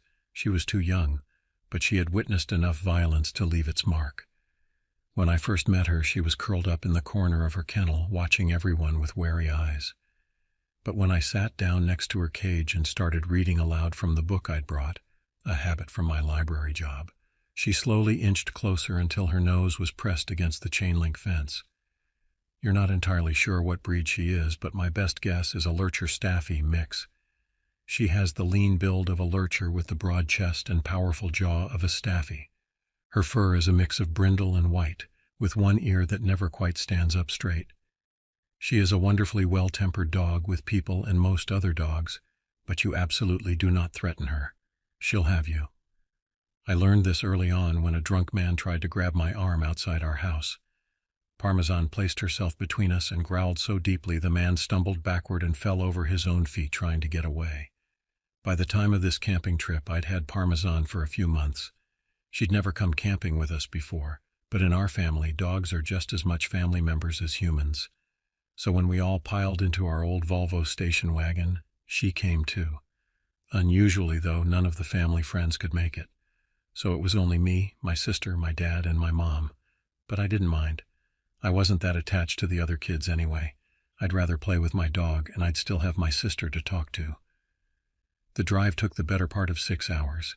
We left later than usual. I remember now it was because my dad had insisted on finishing some work project before we left, typical of him to put work before family time. The sun was already setting by the time we turned onto the coastal road, painting the sky in shades of deep purple and orange. I remember pressing my face against the window, watching the colors reflect off the ocean while Parmesan dozed with her head in my lap. We expected to arrive to find other campers already set up, the beach illuminated by campfires like it always was. But when we pulled up to our usual spot, the beach was empty. No tents, no cars, no bobbing lights from boats offshore, just an endless stretch of sand and the sound of waves crashing against the shore. The emptiness should have been our first warning sign. In all our years of coming here, I'd never seen the beach completely deserted, not even in bad weather. And the weather that night was perfect, warm for spring, with just enough breeze to keep the mosquitoes away. Despite the unusual emptiness, my parents started unloading the car and attempting to set up the tent in the failing light. They asked us to fetch some of the lighter bags from the boot while they wrestled with the tent poles. I rolled down the window of the car for Parmesan before getting out, because it was pretty hot for that time of year. The old Volvo had manual windows, the kind you had to crank, and I left it open just enough for her to get some air while still being secure. Fumbling about in the dark on a beach in the middle of nowhere is pretty spooky, even when you're used to camping. The one road that led to this beach was circular, crossing over a bridge above a tidal inlet, meaning you could basically circle around the beach like a big oval shape if you really felt like it. The bridge itself was an old concrete structure, probably built in the 1960s, with rust-stained supports and a low guardrail that always made my mom nervous. After maybe 15 minutes of my dad trying to nail the tent pegs into the sand and swearing under his breath every time they pulled loose, my mom's voice cut through the darkness. "Have you seen that car drive around? It's been passed a few times now." My dad kind of shrugged her off, like he always did when she expressed concern about something. He's sort of like that, dismissive of other people's worries until they become his worries. I don't know if he said anything back to her, but I remembered seeing headlights sweep across the beach several times while we were setting up. At the time, I'd assumed it was different cars, maybe other campers looking for a spot. Now I wonder if I was being naive. After a few more minutes, a car pulled up next to ours on the road. The engine cut off, but the headlights stayed on, creating long shadows that stretched across the sand. Someone got out, slamming the door hard enough to make me jump. It was maybe 15 or 20 feet from the cars to where we were, and the light was pretty low except for our torches. We weren't expecting to see anyone else out here at this point. I think my mom said it must be security, though I don't know why a random beach would have security. I think what she meant was the Wildlife Trust, as they do occasionally come down to do their checks on the protected dune grass and nesting birds. But something about the way the person was moving set off alarm bells in my head. The guy was walking pretty unevenly, with that distinctive stagger that you can't quite hide when you're seriously intoxicated. There was absolutely no way this guy was sober, cool, a junkie. Not an unusual find in our area, but it's rare to see them this far from town. Most stick to the urban areas where they can more easily find what they need. As he walked into flashlight range, we realized he was carrying a large knife, at least 15 inches, though I was smaller then, so maybe my sense of scale was off. But I remember thinking it looked more like a machete than a regular knife. The blade caught the light from our torches, and I could see dark stains on it that I tried very hard not to think about. I don't like my dad much. He's always been more focused on his work than his family, and he's got a temper that makes everyone walk on eggshells. But credit to him, once he saw the knife, he got up immediately. He was still holding the camping mallet, and he put himself between the man and the rest of us. My mom grabbed my sister and me, pulling us close to her. The man began to shout wildly at us that we couldn't camp here, that he was just letting us know. His words were slurred, running together, and his free hand kept twitching at his side. My dad tried to be low-key with him at first, telling him that was fine, that we'd leave, but this didn't work. The man kept coming closer, weaving slightly but still moving with purpose. That's when my dad started shouting back, his voice echoing off the cliffs behind us. The man matched his volume, screaming incoherently about territory and warnings and consequences. My sister and I were crying. I remember shaking so hard my teeth were chattering, even though the night was warm. I was utterly terrified, as I'm sure anyone would be in that situation. It really did seem like this guy and my dad were going to fight. And I'm going to be honest, I didn't fancy my dad's chances. The man was younger, bigger, and had a weapon that could do serious damage. While it's grim to consider, I'm absolutely convinced that he would have killed my dad and possibly us as well. My mother, bless her, probably wouldn't have run with us. She's always put her relationship with Dad above everything else, including our safety sometimes. But this isn't how it went down. Almost like a wolf, Parmesan proved herself to be the apex predator in this situation. None of us had noticed her getting out of the car. She must have managed to push the partially open window down further with her paws. The first we knew of her presence was a deep, rumbling growl that seemed to come from everywhere at once. She got him good by the arm, the one holding the knife. Her jaws clamped down hard, ripping through his jacket and shredding the skin underneath. I could hear the wet sound of tissue tearing, and the man's scream of rage turned to one of pain. He dropped the knife as Parmesan's teeth found purchase in his flesh. The man fought back hard. He kicked her, punched her with his free hand, but Parmesan held on like her life, our lives, depended on it. Eventually he managed to get her off, but the damage was done. He grabbed the knife from where it had fallen in the sand and ran back to his car, leaving a trail of blood drops that gleamed black in the torchlight. Parmesan didn't follow him. She came back to us, positioning herself between our family and the road, her hackles still raised and a low growl rumbling in her chest. We could hear the man cursing and crying out in pain as he started his car and drove away, the engine roaring as he accelerated hard enough to spray gravel. As quickly as we could, we gathered our scattered camping gear and threw it into the car. We were all shaking, running on pure adrenaline. Before getting in, I looked Parmesan over carefully. She was okay, no cuts or serious injuries, just some bruising that would show up later. The car's window was much more open than I'd left it, confirming our theory about how she'd escaped. We think what happened was when the shouting started, she must have put her paws up on the gap I had left for her. It was an old car with manual windows, and the mechanism was worn enough that a determined dog could probably force it down. We think she must have been able to hit it with her paws to force it down enough to squeeze out. I've never been so grateful for faulty car parts in my life. This isn't the end of the story, though. We were all pretty scared, and since we had Parmesan with us, we couldn't book a hotel for the night. Most places in our area have strict no-pet policies. My parents decided to just drive home so we could all feel safe, but first we had to drive into the nearest town for gas. The fuel gauge was hovering dangerously close to empty, and we had a long drive ahead of us. I spent the drive into town trying to clean Parmesan up a little bit. There was some blood on her muzzle, but it wasn't hers. I'd always loved dogs, but what she'd just done for us blew my mind. She'd put herself in harm's way without hesitation to protect us. As I wiped her clean with some tissues, she kept looking at the windows, growling softly whenever a car passed us going the other way. As we drove into town, we came across a gas station, but it looked closed. The lights were off except for a single security light casting harsh shadows across the empty forecourt. My dad drove up closer to get a better look and stuck his head out of the window, trying to see the hours posted on the door. My mom asked him what on earth he was doing, and he told her he was trying to see when it opens. That's when my heart sank. Parked in the corner behind a van, so we hadn't seen him at first, was the man with the knife.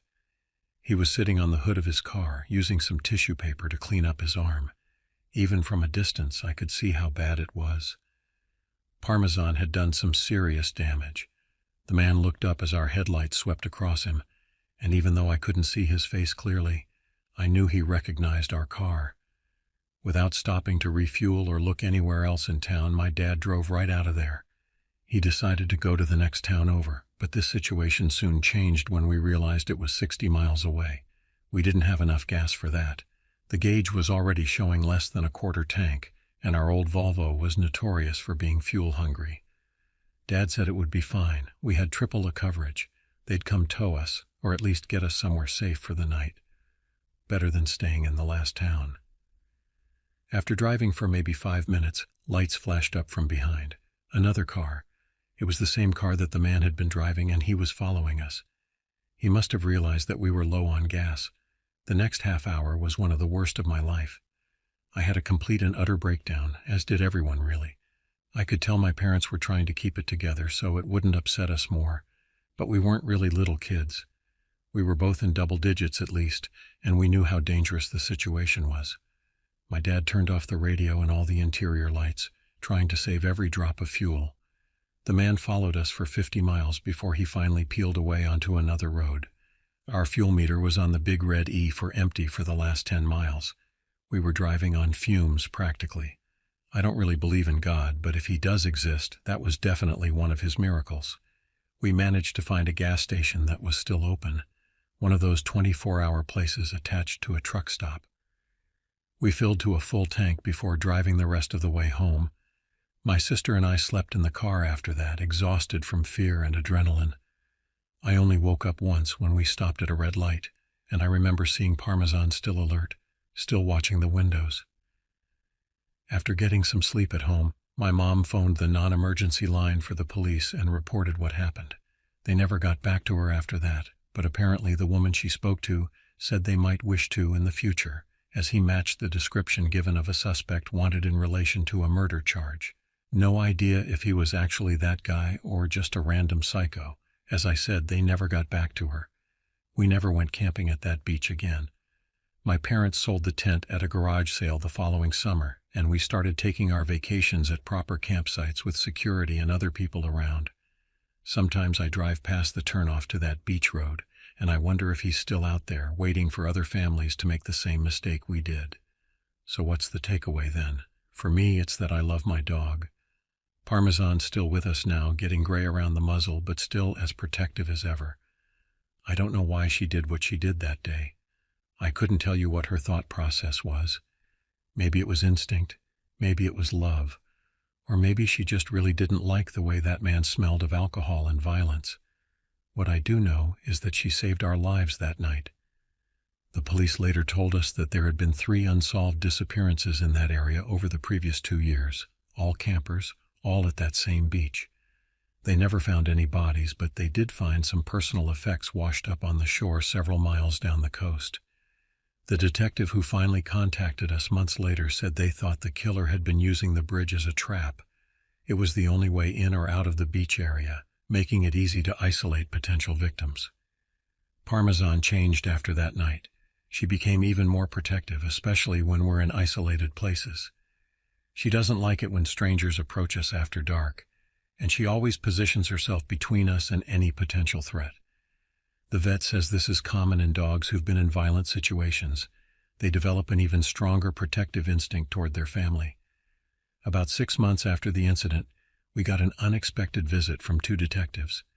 They showed us photographs of 3 different men and asked if we could identify our attacker. The pictures were mugshots, all of men with similar features. Tall, thin, with that hollow-eyed look that comes from long-term drug use. None of them was our attacker, though.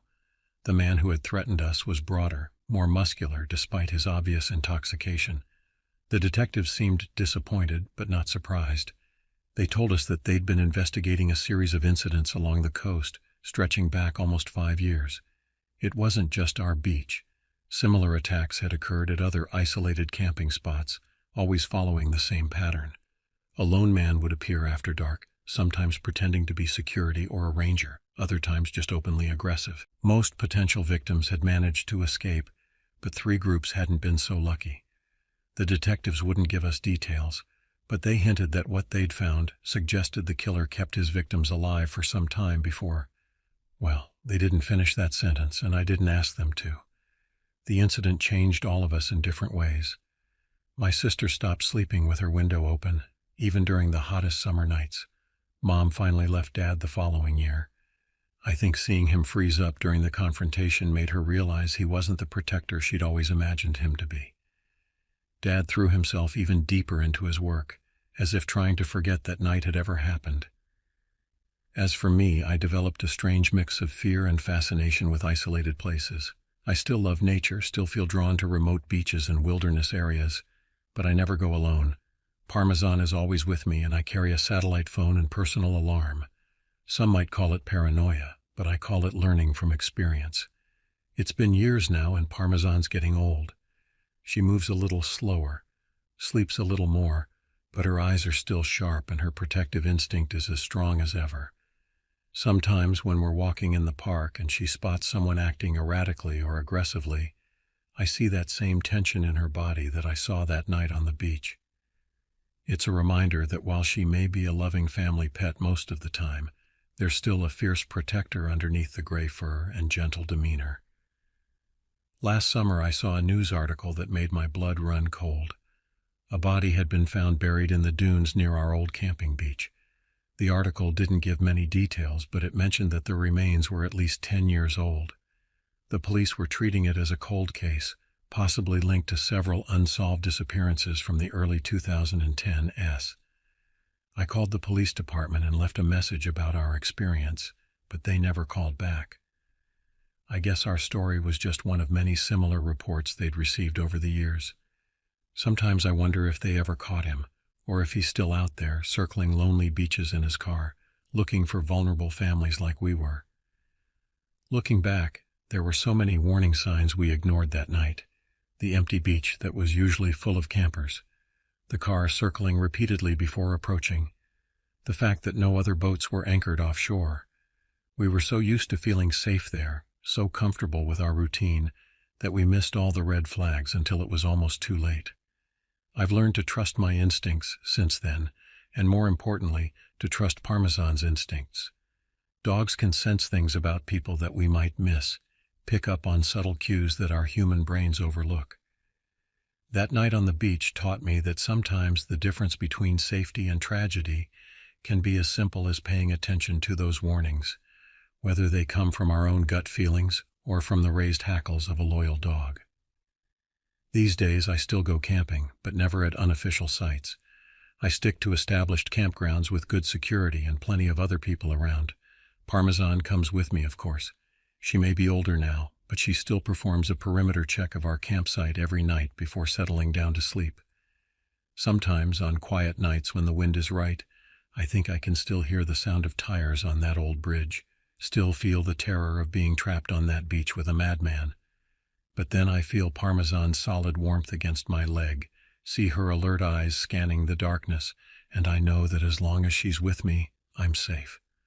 The world can be a dangerous place, full of hidden threats and people who mean us harm, but it's also full of protectors, some of them walking on 4 legs instead of 2. I don't know how many more years I'll have with Parmesan, but I know that every day with her is a gift, a reminder of the night she proved that sometimes the fiercest guardian angels come with fur and a wagging tail. The beach is different now. They've installed security cameras and regular patrols. The old bridge has been replaced with a new one, wider and better lit. But I'll never forget that spring night in 2011 when we learned just how dangerous paradise could be, and how lucky we were to have our own guardian angel watching over us.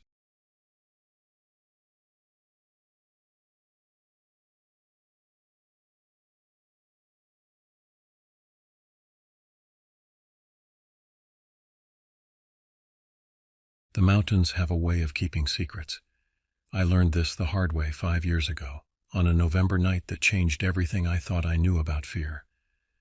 But to understand what happened that night, you need to understand who we were back then.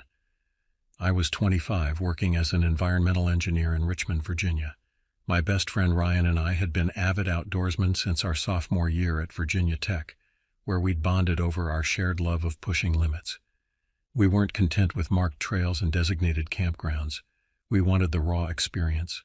Primitive camping in harsh conditions, off-trail navigation, testing ourselves against whatever nature could throw at us. Looking back, I can see how much of it was pure machismo. We'd roll our eyes at weekend warriors with their expensive gear and carefully planned routes. We took pride in camping during storms, in navigating unmarked territories, in carrying minimal supplies. It wasn't just a hobby, it was part of our identity. Marie came into my life during a geological survey project. She was a data analyst, brilliant and beautiful, with a sharp wit that cut through my bravado like a knife. On our 3rd date, she told me about her Ehlers-Danlos syndrome, a connective tissue disorder that made her joints particularly sensitive to cold and humidity. Instead of seeing it as a limitation, she approached it as a puzzle to be solved, methodically planning around her condition to live life on her terms. Ryan met Tessa at a rock-climbing gym. She was an emergency room nurse, practical and level-headed except when it came to heights. She was determined to conquer her fear of elevation, and Ryan was more than happy to help. They'd been dating for 8 months when everything happened. The tension had been building for weeks. Marie and Tessa had been increasingly vocal about feeling excluded from our outdoor adventures. We'd always brushed them off with various excuses. The conditions would be too harsh, the hiking too strenuous, the camping too primitive. But the truth was, we didn't want to change our approach. These trips were our escape, our way of proving ourselves against the wilderness. "You think we're fragile," Marie had said during one particularly heated discussion. "You've built this whole identity around being these hardcore outdoorsmen, and you're afraid we'll somehow ruin that." She was right, of course. But instead of admitting it, we decided to prove her wrong. We'd take them on one of our typical trips, no compromises, no special accommodations. We'd show them what real camping was like. That decision would come back to haunt us. The weather forecast for that Saturday had predicted rain and cold temperatures, but nothing we hadn't handled before. We packed our usual minimal gear, lightweight tents, basic supplies, and emergency equipment. Marie and Tessa came prepared with their own gear, having refused our offers to carry extra for them. The drive west from Richmond started normally enough. We took I-64 toward the mountains, watching the civilization gradually thin out around us. The temperature dropped steadily as we gained elevation, the car's dashboard showing the decline. 45 degrees Fahrenheit, 40 degrees Fahrenheit, 35 degrees Fahrenheit. About 2 hours into the drive, the rain started. Not the gentle drizzle we'd expected, but a steady, cold downpour that seemed to grow heavier with each mile. The windshield wipers struggled to keep up, and fog began to roll in, thick and oppressive. "Maybe we should find a designated campground," Tessa suggested from the back seat, her voice carefully neutral. "Just for tonight.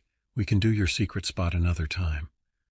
"It'll be fine," Ryan assured her, though I caught his worried glance in the rearview mirror. "The spot's sheltered from the wind, and we've camped there in worse conditions." Marie was quiet beside me, but I could feel her tension.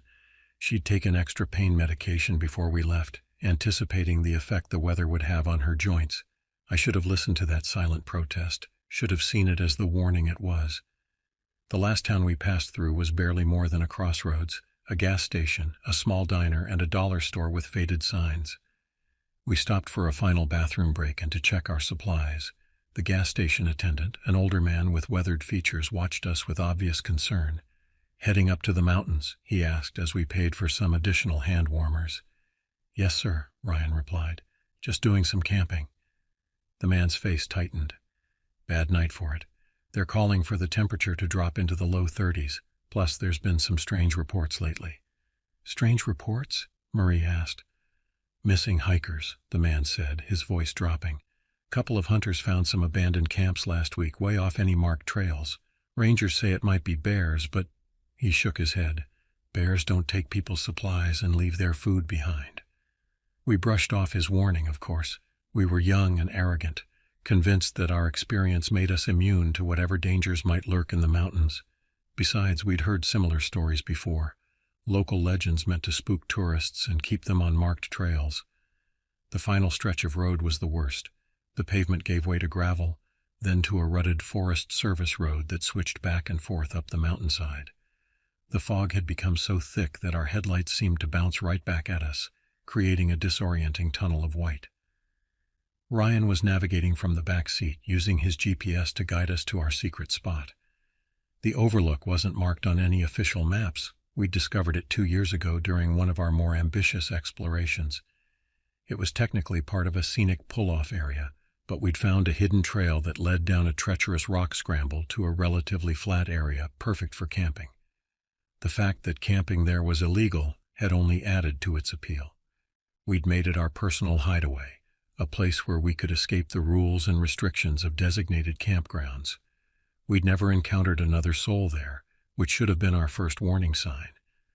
When we finally pulled into the overlook's parking area, night had fully descended.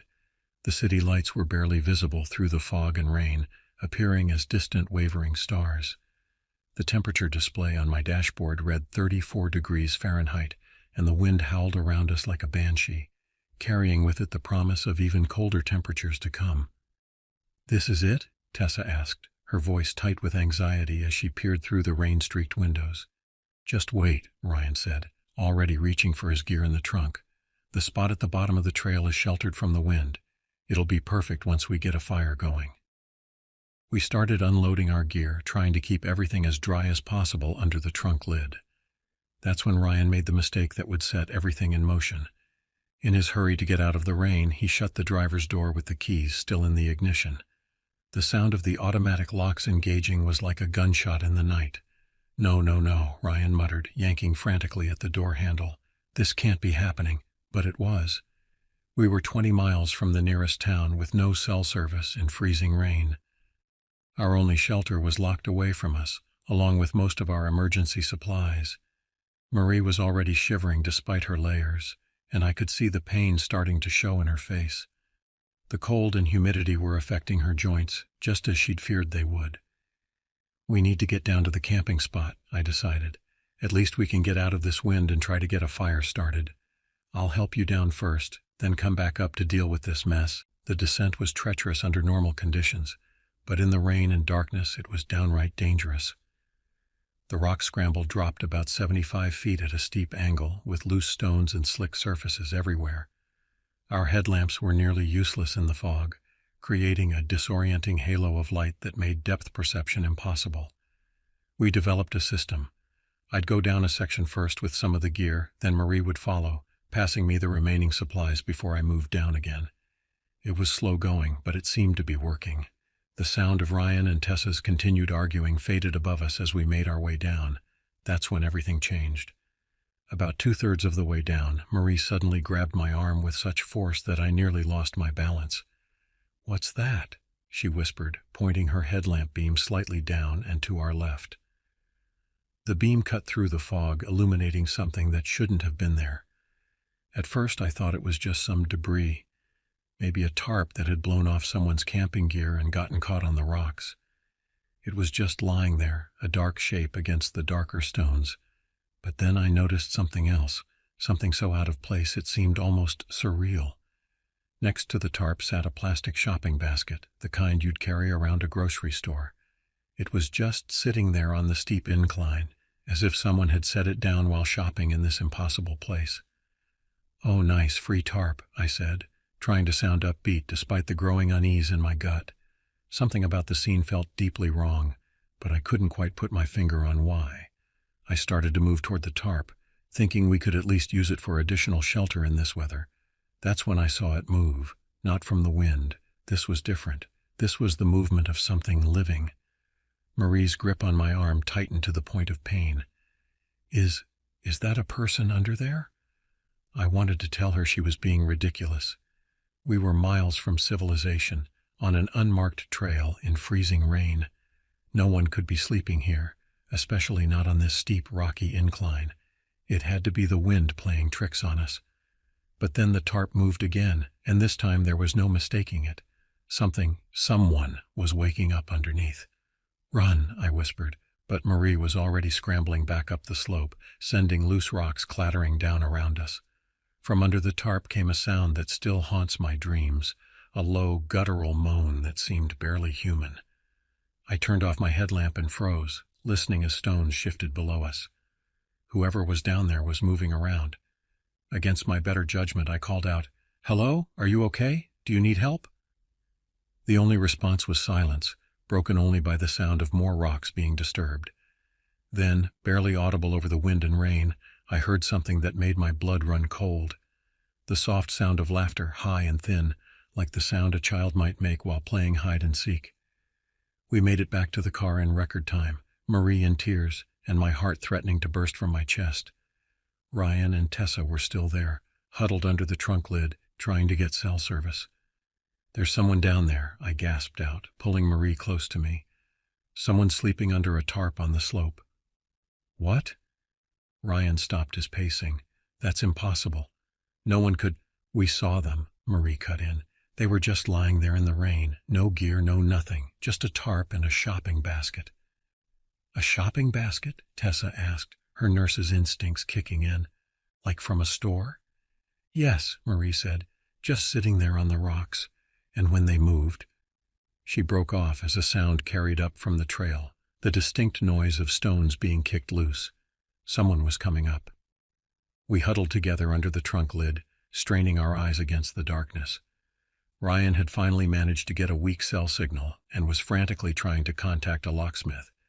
The minutes crawled by like hours. Every sound from the forest made us jump. The rain continued to fall and the temperature kept dropping. Marie was shaking uncontrollably now, both from cold and fear. Finally, after what seemed like an eternity, headlights appeared on the access road. The locksmith had arrived. He was an older man, probably in his 60s, with the weathered look of someone who'd spent his life in these mountains. As he worked on the car door, we told him what we'd seen. His face grew increasingly grave as we spoke. When we finished, he shook his head slowly. "You kids need to get out of here," he said, his voice low and serious. "I've lived in these parts for 40 years. Every few years, hikers go missing up in these mountains.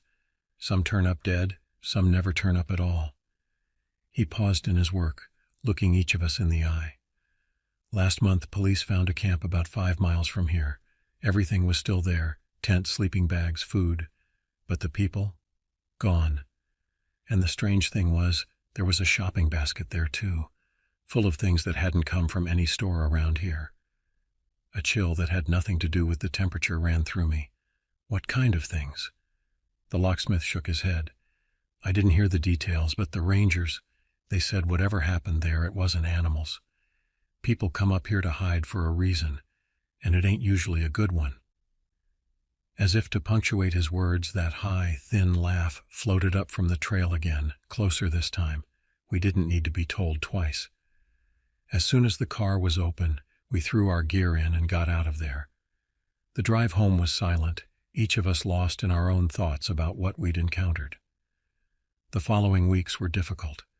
Marie's joints took days to recover from the cold and strain, and the nightmares lasted even longer. We all had them. Dreams of that laugh, of shapes moving under tarps, of shopping baskets filled with unimaginable things. Ryan and I tried to research the area's history, looking for any pattern in the disappearances the locksmith had mentioned. We found more than we wanted to know. Over the past 20 years, dozens of hikers had gone missing in those mountains. Some were found dead from exposure or accidents, but many were never found at all. And there were other stories whispered about in local bars and ranger stations. Stories of camps found abandoned but undisturbed, of strange sounds in the night, of figures seen moving through the fog where no one should be. And always, always, there were the shopping baskets, appearing in places they had no right to be, filled with things that made no sense.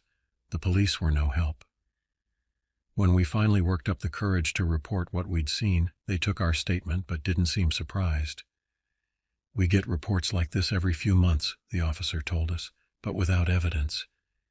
He left the sentence hanging, but his meaning was clear.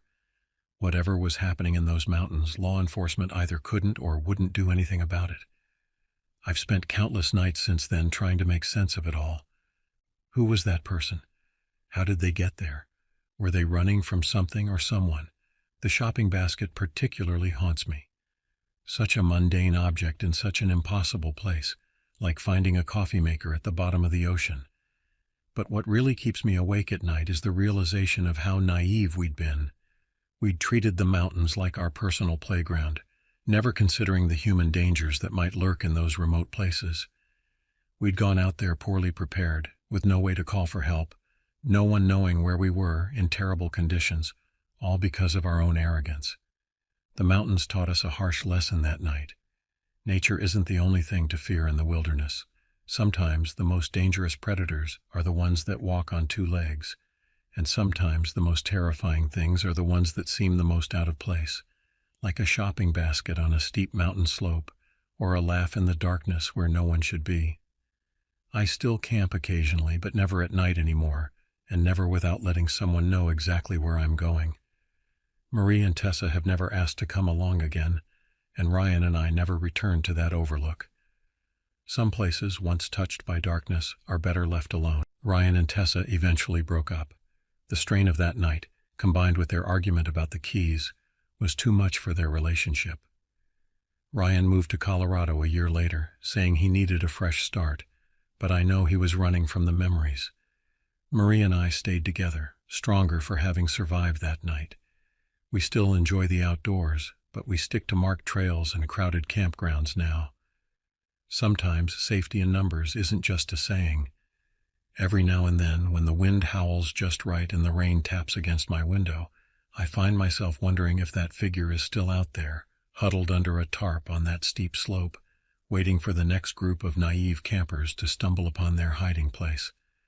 And I thank whatever lucky stars were watching over us that night that we never found out what they were hiding from or what they were hiding for.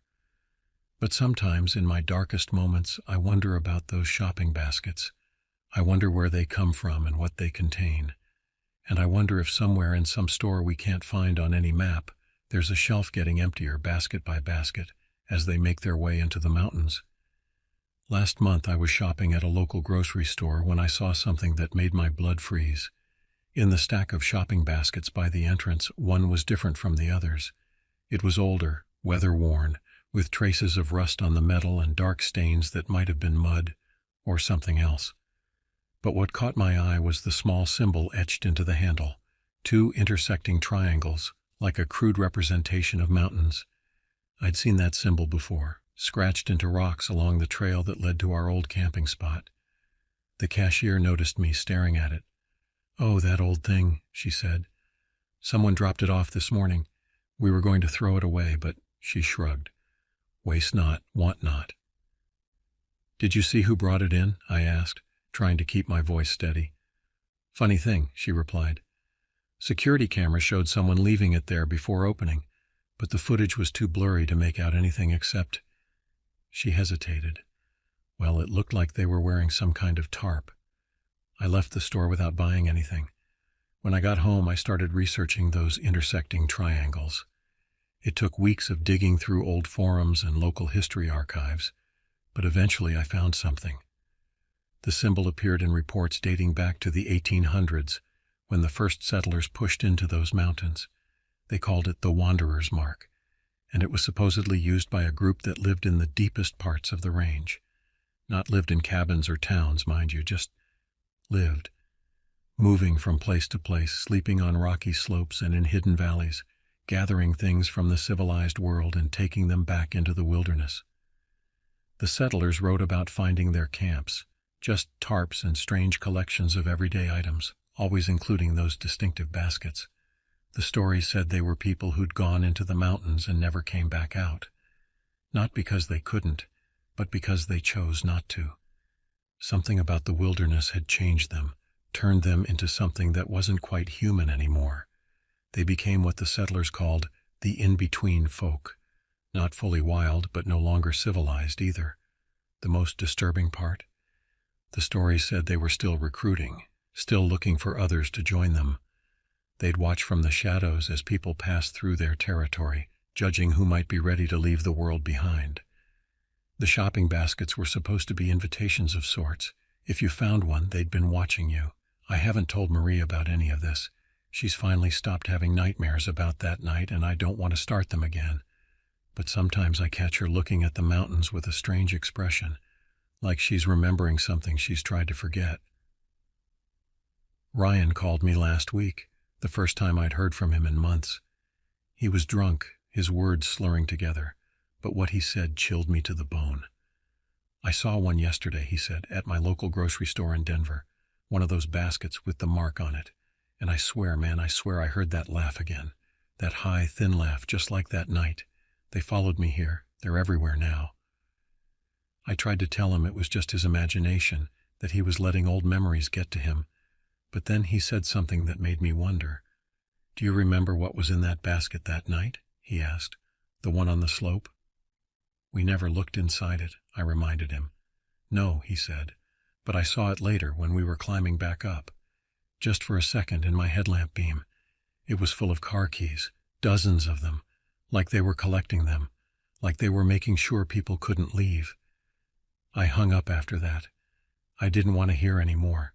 But late that night, I found myself going through old photos from our camping trips, looking for anything we might have missed.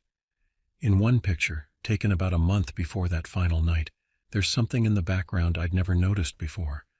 Behind a tree, barely visible in the gathering dusk, there's a shape that might be a person wearing a tarp. And in their hand, there's something that could be a shopping basket. They'd been watching us all along. I don't go into grocery stores anymore. I order everything online or send Marie. And I've started noticing things, the way shadows sometimes move when there's nothing there to cast them, the sound of stones shifting on still nights, the occasional glint of metal in the darkness that might be a shopping basket's handle.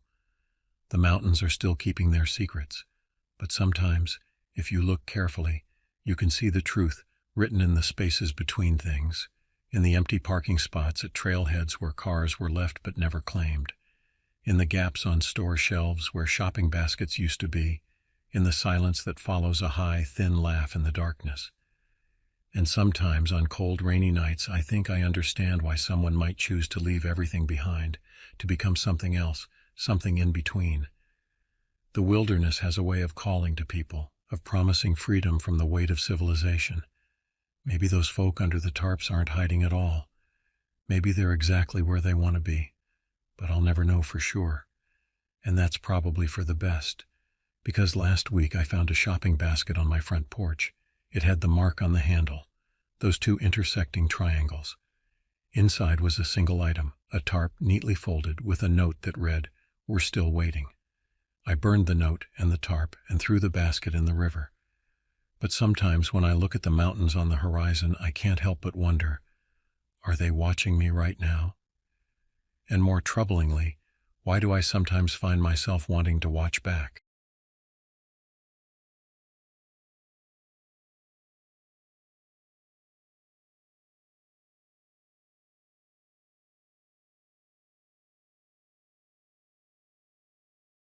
Some memories haunt you forever, lingering in the darkest corners of your mind, refusing to fade even as the years pass. What happened that night in Flamborough is one of those memories, a nightmare that became reality, leaving an indelible mark on my psyche that time hasn't managed to erase. The spring of 2009 found me at my lowest point. I had just ended a relationship that had consumed 3 years of my life, a love that had prompted us to uproot ourselves from the familiar streets of Calgary to start fresh in Toronto. The cruel irony was that our relationship crumbled almost immediately after the move, leaving us trapped together in a small apartment, forced to navigate the awkward dance of ex-lovers sharing space in a city where we knew virtually no one. Every morning brought the same suffocating tension, every night the same uncomfortable silence. The worst part wasn't the breakup itself. It was the crushing loneliness that followed. Toronto, despite its millions of inhabitants, felt impossibly empty. My daily routine became a monotonous blur of work, avoiding my ex at home and trying to piece together what had gone wrong. The city's endless concrete canyons seemed to mirror my state of mind, cold, gray, and increasingly claustrophobic. It was during one particularly dreary lunch break at the technical college where I was studying that Michael, a classmate I'd grown somewhat close to, made the suggestion that would change everything. "You need to get out of the city," he said, picking at his sandwich. "I know this perfect spot for camping and fishing about an hour outside Toronto, near where I grew up. Grindstone Creek, it's beautiful this time of year, and the smallmouth bass fishing is incredible." The idea of escape, even temporary, was intoxicating. I hadn't realized how desperately I needed to break free from the urban prison I'd built around myself until that moment. When Michael described the location, pristine forests, meandering creeks, and absolute solitude, I felt something I hadn't experienced in months: hope. We spent the next few days planning the trip, gathering supplies and checking weather forecasts. Michael knew the area well, having grown up in Flamborough, and his enthusiasm was contagious. He spoke of hidden fishing spots, the best times to catch bass, and the pure serenity of the countryside. Looking back now, I wish we'd spent more time researching the area's history, the local stories, the warnings that locals might have shared. But hindsight, as they say, is 20/20ths. Friday afternoon found us loading Michael's weathered Subaru with camping gear, fishing equipment, and enough supplies for a comfortable weekend in the wilderness. The drive out of Toronto felt like a physical transformation. With each mile we put between ourselves and the city, I could feel the weight lifting from my shoulders. The urban sprawl gradually gave way to rolling farmland, dense forests, and the promise of adventure. We arrived at our chosen spot just as the sun was beginning to set, casting long shadows across what appeared to be an abandoned farmer's field. The location was perfect, a grassy clearing bordered by thick forest on one side and Grindstone Creek about 50 yards away on the other. No houses were visible, no signs of civilization apart from a distant dirt road. The solitude was exactly what I needed. Setting up camp took longer than expected, partly because we kept stopping to admire the scenery. The late spring air was crisp but not cold, carrying the sweet scent of wildflowers and the earthy aroma of the nearby forest. Birds called to each other from the trees, their songs a welcome change from the city's constant noise. We spent the remaining daylight fishing, and the creek lived up to Michael's promises. The water was clear and cool, teeming with smallmouth bass that seemed eager to take our lures. We caught and released several impressive fish, each one adding to the sense that this weekend was exactly what I needed to reset my life. As darkness fell, we built a campfire and settled in for what should have been a perfect evening. The flames cast dancing shadows across our faces as we cooked hot dogs and potatoes wrapped in foil. We had brought a selection of craft beers, and they tasted better there, under the stars, than they ever had in the city. Michael and I talked for hours, the kind of deep, meandering conversations that only seem possible around a campfire, far from the distractions of modern life. The night was clear, and the stars were incredible, the kind of view you never get in the city. The Milky Way stretched across the sky like a river of light, and shooting stars occasionally traced brief paths through the darkness. The only sounds were the crackling of our fire, the distant calls of night birds, and the gentle rustling of leaves in the breeze. We turned in just after midnight, sharing my 3-person tent. The temperature had dropped enough to make our sleeping bags comfortable, and the ground beneath was surprisingly soft. Michael fell asleep almost immediately, his quiet snoring mixing with the ambient sounds of the countryside. I stayed awake playing games on my phone, enjoying the peaceful solitude and the feeling that, for the first time in months, everything was going to be okay. The last time I checked my phone, it was 1:27 a.m. I remember the time precisely because it marked the last moment of normalcy, the final seconds before everything changed. I must have dozed off shortly after that, lulled to sleep by the gentle symphony of night sounds. The noise that woke me defied description. At first, my sleep-addled brain tried to categorize it as a coyote. We'd had them in Calgary, and I was familiar with their calls. But this was different. It was a high-pitched yipping noise that seemed to exist in some unsettling space between human and animal.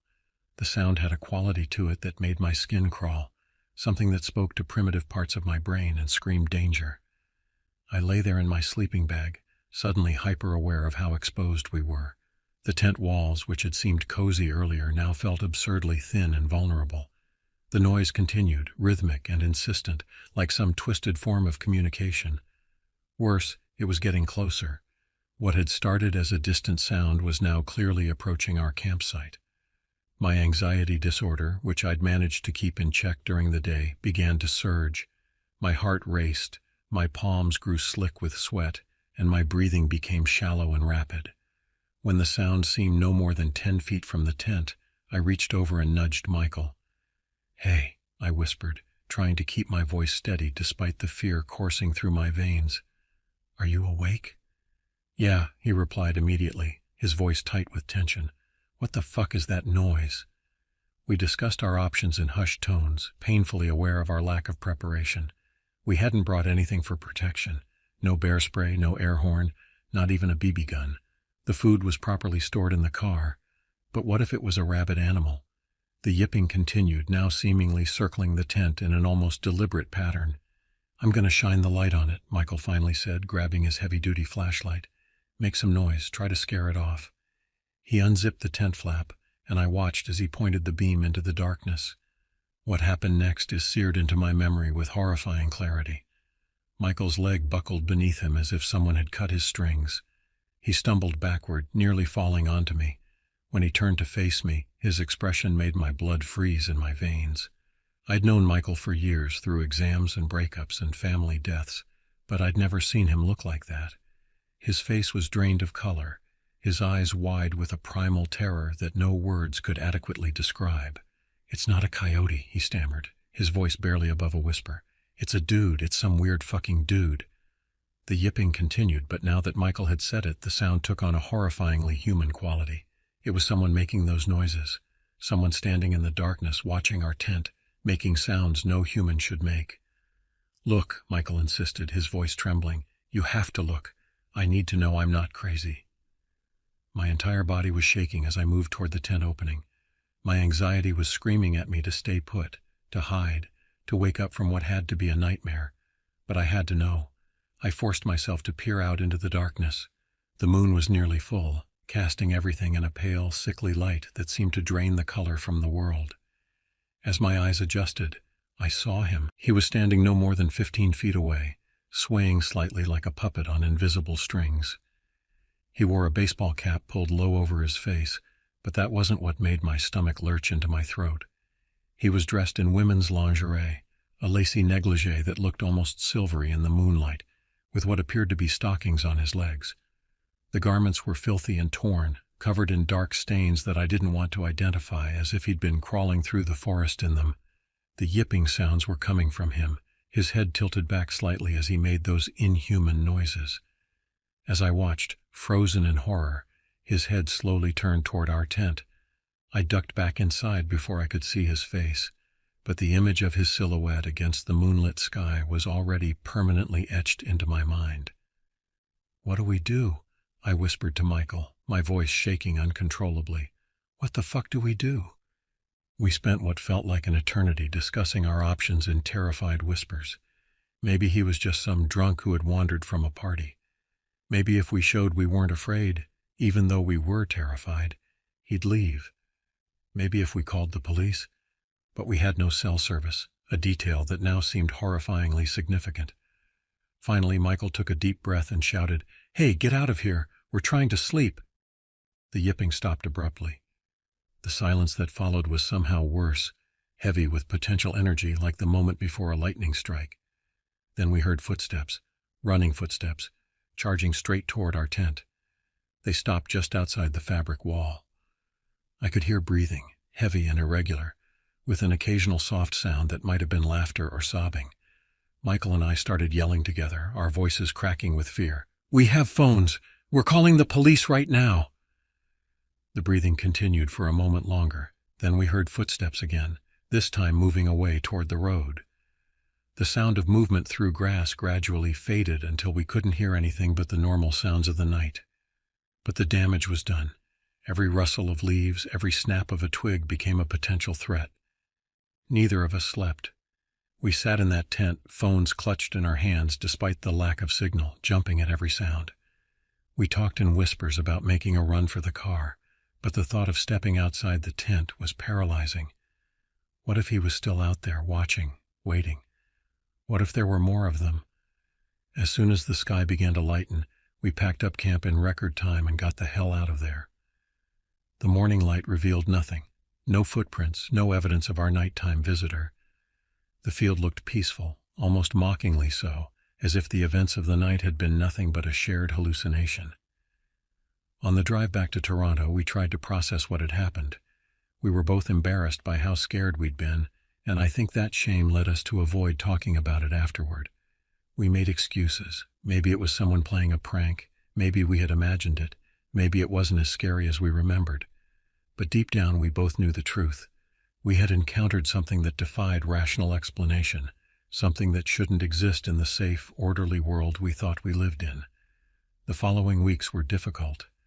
I couldn't sleep without checking the locks multiple times. Every unexpected sound made me jump. I researched the area obsessively, looking for similar incidents or local legends that might explain what we'd seen. I found nothing concrete, but there were whispers. Forum posts about strange encounters in the woods, missing persons reports that were never resolved, stories that locals told in hushed voices about things that came out at night. Years have passed, but I still think about that night. I wonder what might have happened if we'd been more vulnerable targets. Was he testing us? Was he dangerous or just disturbed? Sometimes I'll be lying in bed at night, almost asleep, and I'll hear a sound that reminds me of that awful yipping noise. Sleep doesn't come easily on those nights. The experience changed something fundamental in me. I became more cautious, more aware of how quickly a seemingly perfect moment can shatter into nightmare. I developed a deeper appreciation for the thin veneer of civilization that we drape over the world's darker aspects. Michael and I are still friends, but we never go camping anymore. Sometimes I catch him looking at wooded areas with a distant, troubled expression, and I know he's thinking about it too. The police reports I've read from that area over the years have revealed nothing conclusive, but they paint a disturbing picture. Hikers going missing, strange calls about noises in the night, abandoned camps found in unusual conditions. Nothing that directly connects to what we saw, but enough to make me wonder about what else might be out there. I still don't know what that man wanted, or if he was even fully human. The way he moved, those sounds he made, they seemed to exist in some uncanny valley between human and animal. All I know is that somewhere out there, maybe still in those woods near Grindstone Creek, there's someone who spends his nights making inhuman noises outside strangers' tents, wearing dirty lingerie and testing to see who might be inside. Sometimes on dark nights when I can't sleep, I wonder if he's still out there, still waiting, still watching, still making those sounds. And I wonder about the stories that will never be told, the ones that ended differently than ours did. The scariest part isn't the memory itself, though that's bad enough. It's not even the possibility that he's still out there. No, the scariest part is knowing that there are things in this world that exist in the spaces between what we can explain and what we can't. Things that lurk just beyond the reach of our understanding. And sometimes, if we're very unlucky, we catch a glimpse of them, and that glimpse changes us forever. This isn't some campfire story or urban legend. This really happened, and no matter how much time passes, I can't shake the feeling that we only saw the beginning of something much darker, something that's still out there, waiting in the woods for its next encounter. And maybe, just maybe, it's waiting for you too.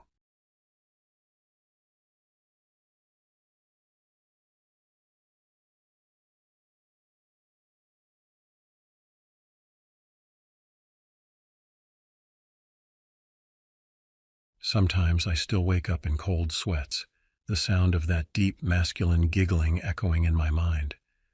The summer of 2019 changed everything for me. I was 13 then, about to enter 8th grade, and I thought I knew everything about the world. Popular enough at school to feel confident, but not so popular that it went to my head. What really mattered to me were my 4 closest friends, Rose, Lynn, Noah, and Zach. We were inseparable that summer, our friendship forged through countless adventures and shared secrets. Noah's family had money, the kind that bought freedom in expensive camping gear and a beautiful house 20 miles from the forest where everything went wrong. His parents, like all of ours, were surprisingly lenient. Maybe it was because we were good kids who got decent grades and stayed out of trouble, or perhaps they simply didn't know enough about the world to be properly afraid for us. Looking back, I wonder if any parent truly understands the dangers their children face until it's too late. The camping trip wasn't supposed to be anything special, just another adventure in a summer full of them. Lynn's sister Margot and Zach's brother Todd, both 17, would be our chaperones, though we never thought of them that way. At 13, I was already 5'10" but only 125 pounds, all awkward angles and gangly limbs. Rose was tiny at 5 1" and 100 pounds, while Zach barely reached 5 9" and couldn't have weighed more than 135. Noah and Lynn were 14, caught in that strange space between childhood and adolescence. None of us were prepared for what was coming. The forest seemed perfect when we arrived. The trees stood tall and proud, their branches creating a natural canopy that filtered the sunlight into gentle patterns on the ground. We found our camping spot easily, a small clearing that looked like it was made just for us. The lake nearby sparkled invitingly, its surface smooth as glass until we disturbed it with our swimming and laughter. Setting up camp was a team effort. We pitched 2 tents about 4 feet apart, close enough to feel connected but far enough for privacy. The girls would share one tent while the boys took the other. 20 feet away we built our fire pit, arranging logs around it for seating. Everything felt right, peaceful, exactly as it should be. That afternoon we lived in our own private paradise. The lake water was cool but not cold, perfect for swimming and splashing around. We played ridiculous games, had underwater handstand contests, and tried to catch the tiny fish that darted around our feet. The sun warmed our skin, and our laughter echoed through the trees. It felt like we were the only people in the world. As evening approached, we gathered around the fire. Todd taught us how to build it properly, explaining about tinder and kindling in that patient way older siblings sometimes have. The flames cast dancing shadows on our faces as we roasted hot dogs and marshmallows. We told ghost stories, but the kind that made us laugh more than shiver. The forest at night was alive with sounds, crickets chirping, owls hooting, leaves rustling in the gentle breeze. Lynn and Margot were the first to turn in, leaving the rest of us to continue our fireside chat. We were deep in conversation about our plans for the upcoming school year when Margot suddenly reappeared, her face tight with annoyance. Someone, she said, was touching the side of their tent, running something along the fabric. We all looked at each other, knowing none of us had left the circle. Todd dismissed it as a tree branch, but something in Margot's voice made my skin crawl. Shortly after, Rose and I decided to head to bed too. In our tent, we arranged ourselves strategically without really thinking about it. I took the spot nearest the entrance, with Rose next to me, then Margot and Lynn furthest from the door. The ground was surprisingly comfortable with our sleeping bags and pads, and the night sounds of the forest were almost hypnotic. I fell asleep quickly, feeling safe and content. The abrupt awakening at 2:15 a.m. is burned into my memory. My phone's display cast a weak blue glow in the darkness, the portable charger I'd brought for photos now seeming like a lifeline to the outside world, even though we had no signal.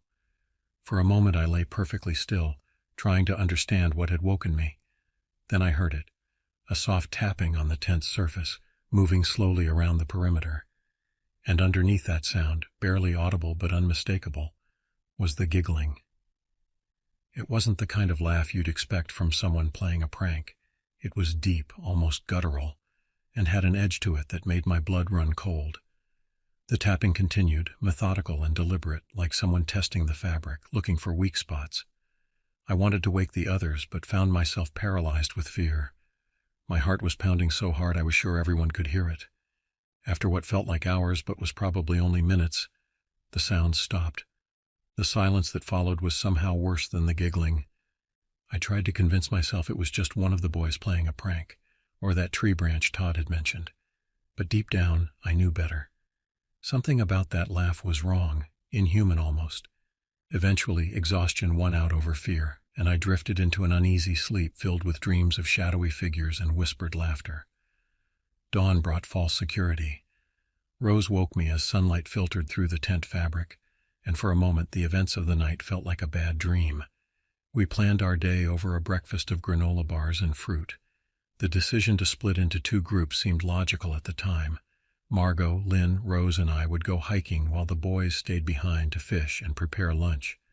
Looking back, separating was our first major mistake. The hike itself was peaceful enough. We spent about 2 hours exploring the surrounding forest, marking our trail and taking pictures. The woods seemed different in the daylight, less threatening, more like the nature playground we'd imagined.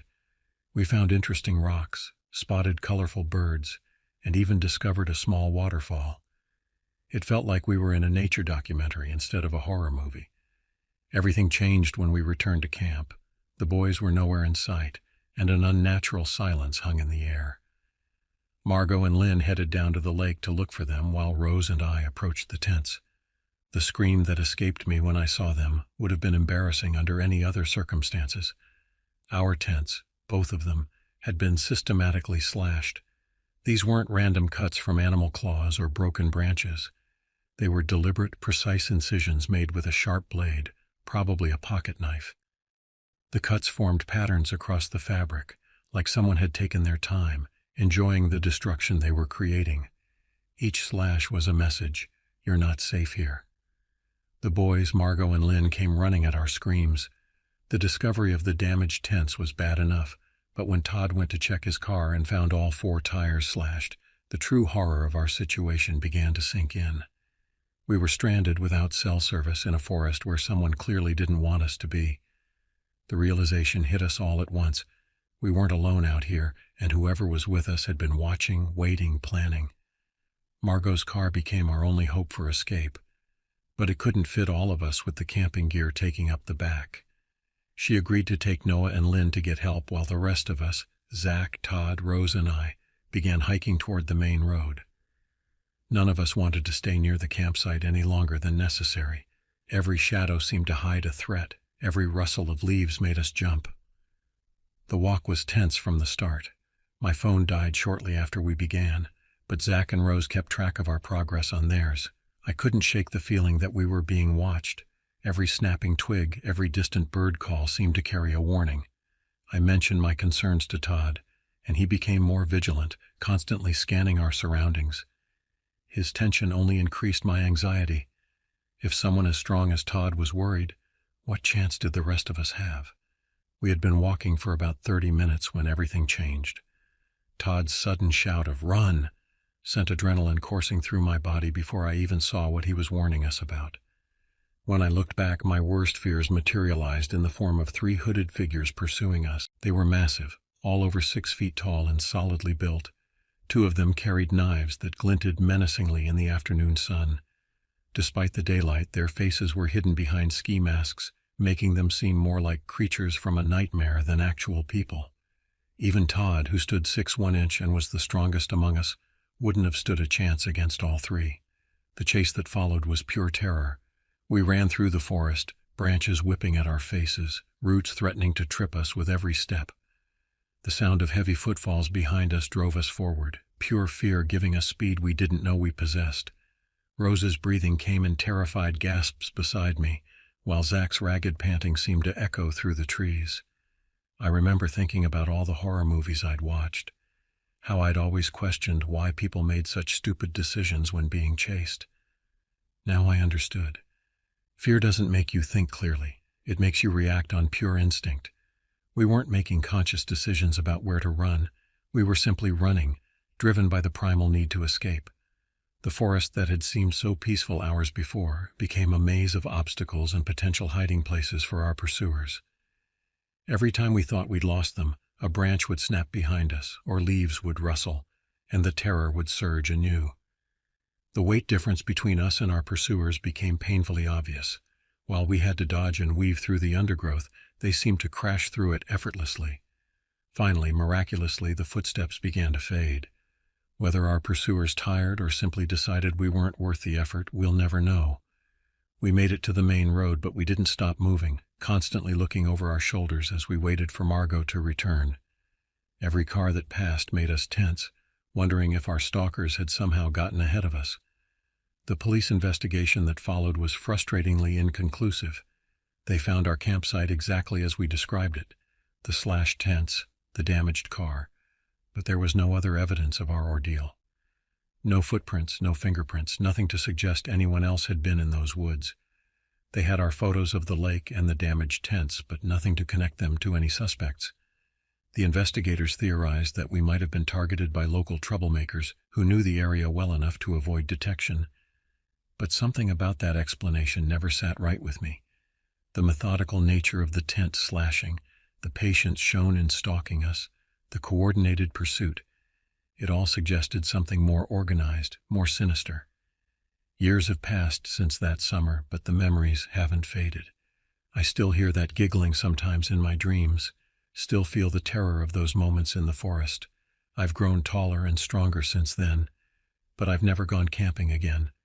Some experiences change you forever, and some fears are too rational to overcome. Each of us was affected differently by what happened. Rose threw herself into martial arts training, determined never to feel helpless again. Zach became obsessed with wilderness survival skills, as if understanding the forest better would somehow protect him from what lurked within it. Todd joined the police academy after graduation, driven by a need to protect others from the kind of terror we experienced. We don't see each other as much anymore. College and careers have scattered us across the country. But when we do get together, there's an unspoken understanding between us.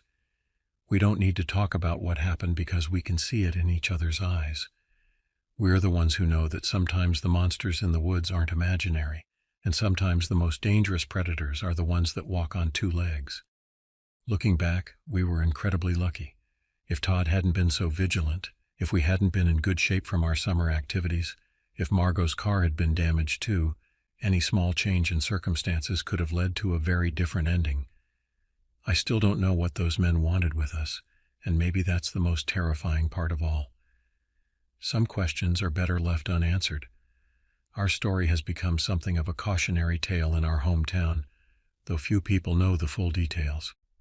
Parents used it as a reason to be more strict with their children's camping trips, and the local police increased their patrols of the forest areas. But I know that somewhere out there, other teenagers are planning their own adventures, feeling just as invincible as we once did. I want to warn them that the freedom of youth comes with risks, that trust should be tempered with caution, and that sometimes the most dangerous situations are the ones that start out feeling perfectly safe.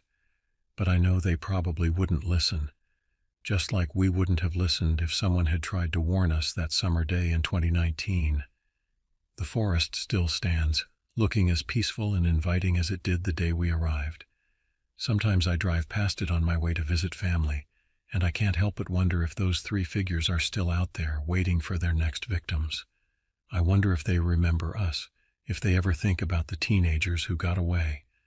But mostly I wonder about all the other stories the forest might be hiding, all the other groups who might not have been as lucky as we were. They never found any evidence of who our stalkers were or what they wanted. The case remains open but inactive, just another unsolved mystery in the police files. But for those of us who lived through it, the mystery isn't important. What matters is that we survived, that we learned to be stronger, and that we never take safety for granted again. As I write this now, sitting in my well-lit apartment far from any forests, I can still feel the terror of that day. The memory of running through those woods, heart-pounding, lungs burning, will stay with me forever. But so will the memory of our strength, our survival, and the bonds that experience forged between us. Some lessons are learned the hard way, and some scars never fully heal, but they remind us of what we've overcome and who we've become because of it. The world is different now than it was before that camping trip. Not because it changed, but because we did.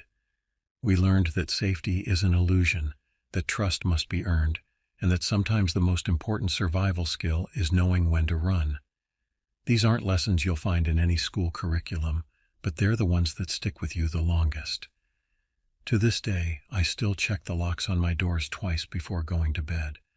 I still flinch at unexpected laughter in the dark, and I still remember the sound of those heavy footsteps pursuing us through the forest.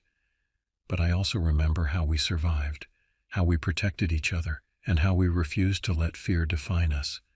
That's the real story here, not just the horror we faced, but the strength we found in facing it together.